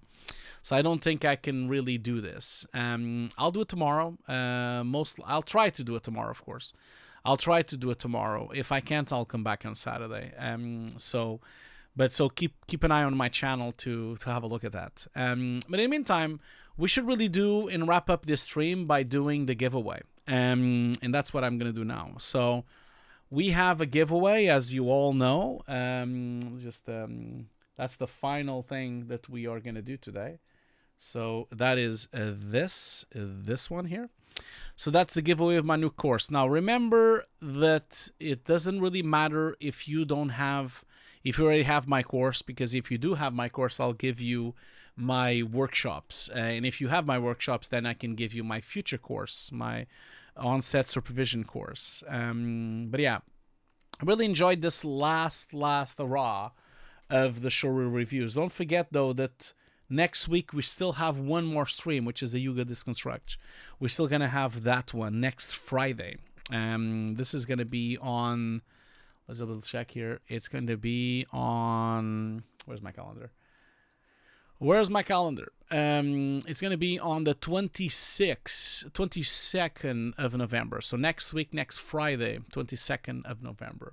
Now, while I'm waiting for the giveaway, I'll leave this on the screen. So if you guys want to pick up my course, it's 60% off right now on the Black Friday. So I'll put the link on the course here. So I'll put the link. I agree, Cabra VFX. It was a great stream. Really enjoyed it. I really enjoyed doing the stream today with you guys. It was great to send off the BenQ streams and the showreel reviews with a huge party, really, which was what this was. And so thank you so much for sticking around for this long on what's been 4 hours now. And it's been great to review the showreels over this last year. We did so many showreel reviews that it's unbelievable how much we've done this year. No, giveaway hasn't ended. I'm gonna do the giveaway now. Don't worry. So yeah, I've actually posted it on social media. I can't really remember the top of my head. So yeah, we did 15 streams of showreel reviews, 15, Jesus. And we reviewed over 30 people, 30 artists overall. So it's been fantastic. Okay, let's do the giveaway now. We have a total of 43 people for the giveaway. Let's go into this. And then we can go. And remember, I'm not going to do the game stream today. Oh, this is already finished, the giveaway. Of course, because it's already 7. So apologies, because if you're going to go to the giveaway now, I need to... Because I put the deadline for 7, I was not expecting to be still streaming right now. So I'm gonna put it for 7:10, 7:15 or something. So if anyone wants to still join, they can still join. So I've now updated the giveaway, so you can still join if you want to. Apologies, I didn't notice the giveaway was already offline. So go ahead here. No, I'm sorry, Lucifer. I am too tired. Should I make an effort? Maybe I should make an effort. But then I'm too tired. I'm just not going to be good enough to play the game. I have a headache. I'm just tired. It's been a long time today. Because I had my day of work. I worked before the stream. And then now I've been streaming for 4 hours. And so my day has been a long day today. And so as much as I love playing games before dinner, I don't know. Should I still play? At least I should rest a bit before I play it. I don't know. Like, maybe I should do that. I really feel like I wanted to play the game. I really felt like playing the game. But maybe I need to rest a bit. No, I think I'll do it tomorrow. I definitely think I'll do it tomorrow. I think I'm too tired to do it today. It's been a long time doing the stream here. So... But maybe, well, let's do this. I'll just do a little bit. Why not? Like, I'll do it at 7:45. That gives me like half an hour to rest. So yeah, I'll still do it today for a little bit. I'll do that then. I'll do that. I really love to play games before dinner, so I'm gonna like really gonna be sad if I don't do it. So if you guys want to follow along, it's gonna be on this link here. I'll be there in like half an hour from now or something. So, and when this stream goes, no, I'll definitely do it. No, I know. I love to play games before dinner, so I'll do a little bit of it. But before that, let's do the giveaway. So, yeah. So the giveaway here, draw winners, and I'm going to do the giveaway. This is the last giveaway of the BenQ Honest Showreel reviews. And the winner, I have a winner here. Let's see here. Who's the winner? So, the winner of the Nuke course is... Okay, so let's see here if I can get it to work. Okay, so the winner is Lucas Perret. Lucas Perret is the winner. Is he here, though? I hope he is here. Okay, I'm spamming on the both chats. The winner is Lucas. Oh, I misspelled nuke. Apologies for that. I am tired. I didn't really notice. Are they here? I hope they are. Hopefully they are on the stream. So yeah, while we're waiting for them to answer, remember that yes, I will play the game. So I'll be playing The Quiet Place, A Road Ahead on YouTube and on Twitch in about half an hour from now. So I'll be playing it in about half an hour, okay? And I'll probably only play for like an hour because I am tired. So I'll do that. But are they here though? Like, I don't see them here. Do I need to pull this thing again? Yeah, I think I don't see anyone saying anything. So you guys know the rule. You need to be here to win it. So I'm basically going to draw it again because I don't see anyone saying anything. So yeah, I'm going to draw it again because I don't think anyone is here. So, okay, so let's draw it again. Hopefully this time they're here. So the winner of the Nuke course is... Okay, so it's a more harder name to say.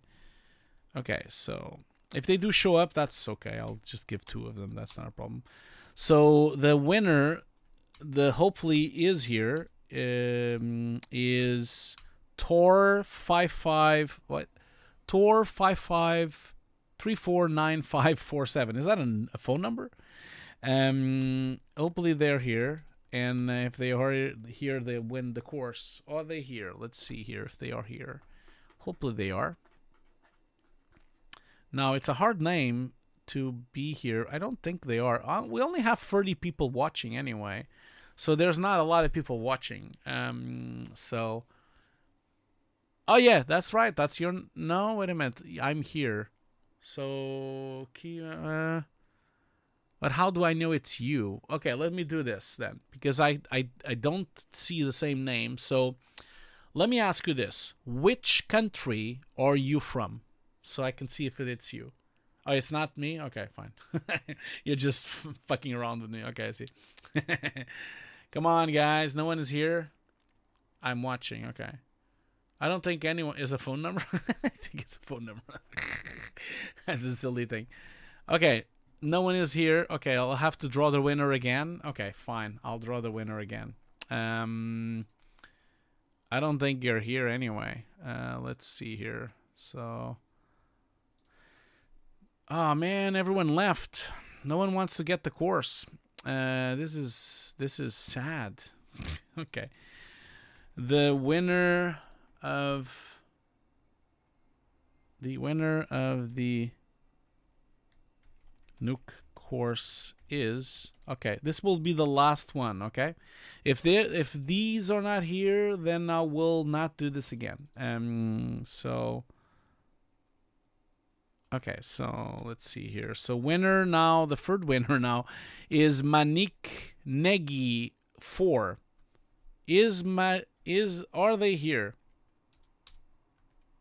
Yeah, that's you. That's right. That's the name. Cool. Excellent. So you've won the course. You've won the course. Congratulations, my friend. At least someone is here. Congratulations. So good. That's great. So, okay, cool.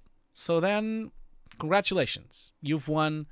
If you're already a student, don't worry. I'll just like give you my workshops. It's not a problem at all. Okay, so cool. Excellent. Once again, I would like to thank the community for these show reviews. It's been great. The 15 we've done this year. I would like to thank you for the opportunity, and without them, I would never be able to do this. And I'll see you soon. I'll see you in half an hour. In half an hour from now, I'll be on YouTube, and I'll be doing basically this. I'll be playing this game, A Quiet Place: The Road Ahead, which peculiar of this game is that this game uses the microphone to detect the sound, and if you make too much noise, you die, just like on the film. Of course, you can switch off the microphone, but what's the fun on that? So, and I've already died quite a few times by people in the chat trying to make me laugh. I've already died a few times when people called me. There was fireworks outside as well, and I died a few times like that. So, again, thank you so much for the streams, for being here. Thank you so much, and thank you so much for your kind words. I'll be back in half an hour to play a little bit of the game before dinner. I hope you have a wonderful time. Hope you have, if I don't see you, I hope to see you next week on Friday when we do the compositing streams. And have a great time. See you all later. All later. Bye-bye. Bye-bye. I'm going to change my mic like, bye-bye, everyone. Bye-bye. Bye-bye. Bye-bye. See you all later. See you all later.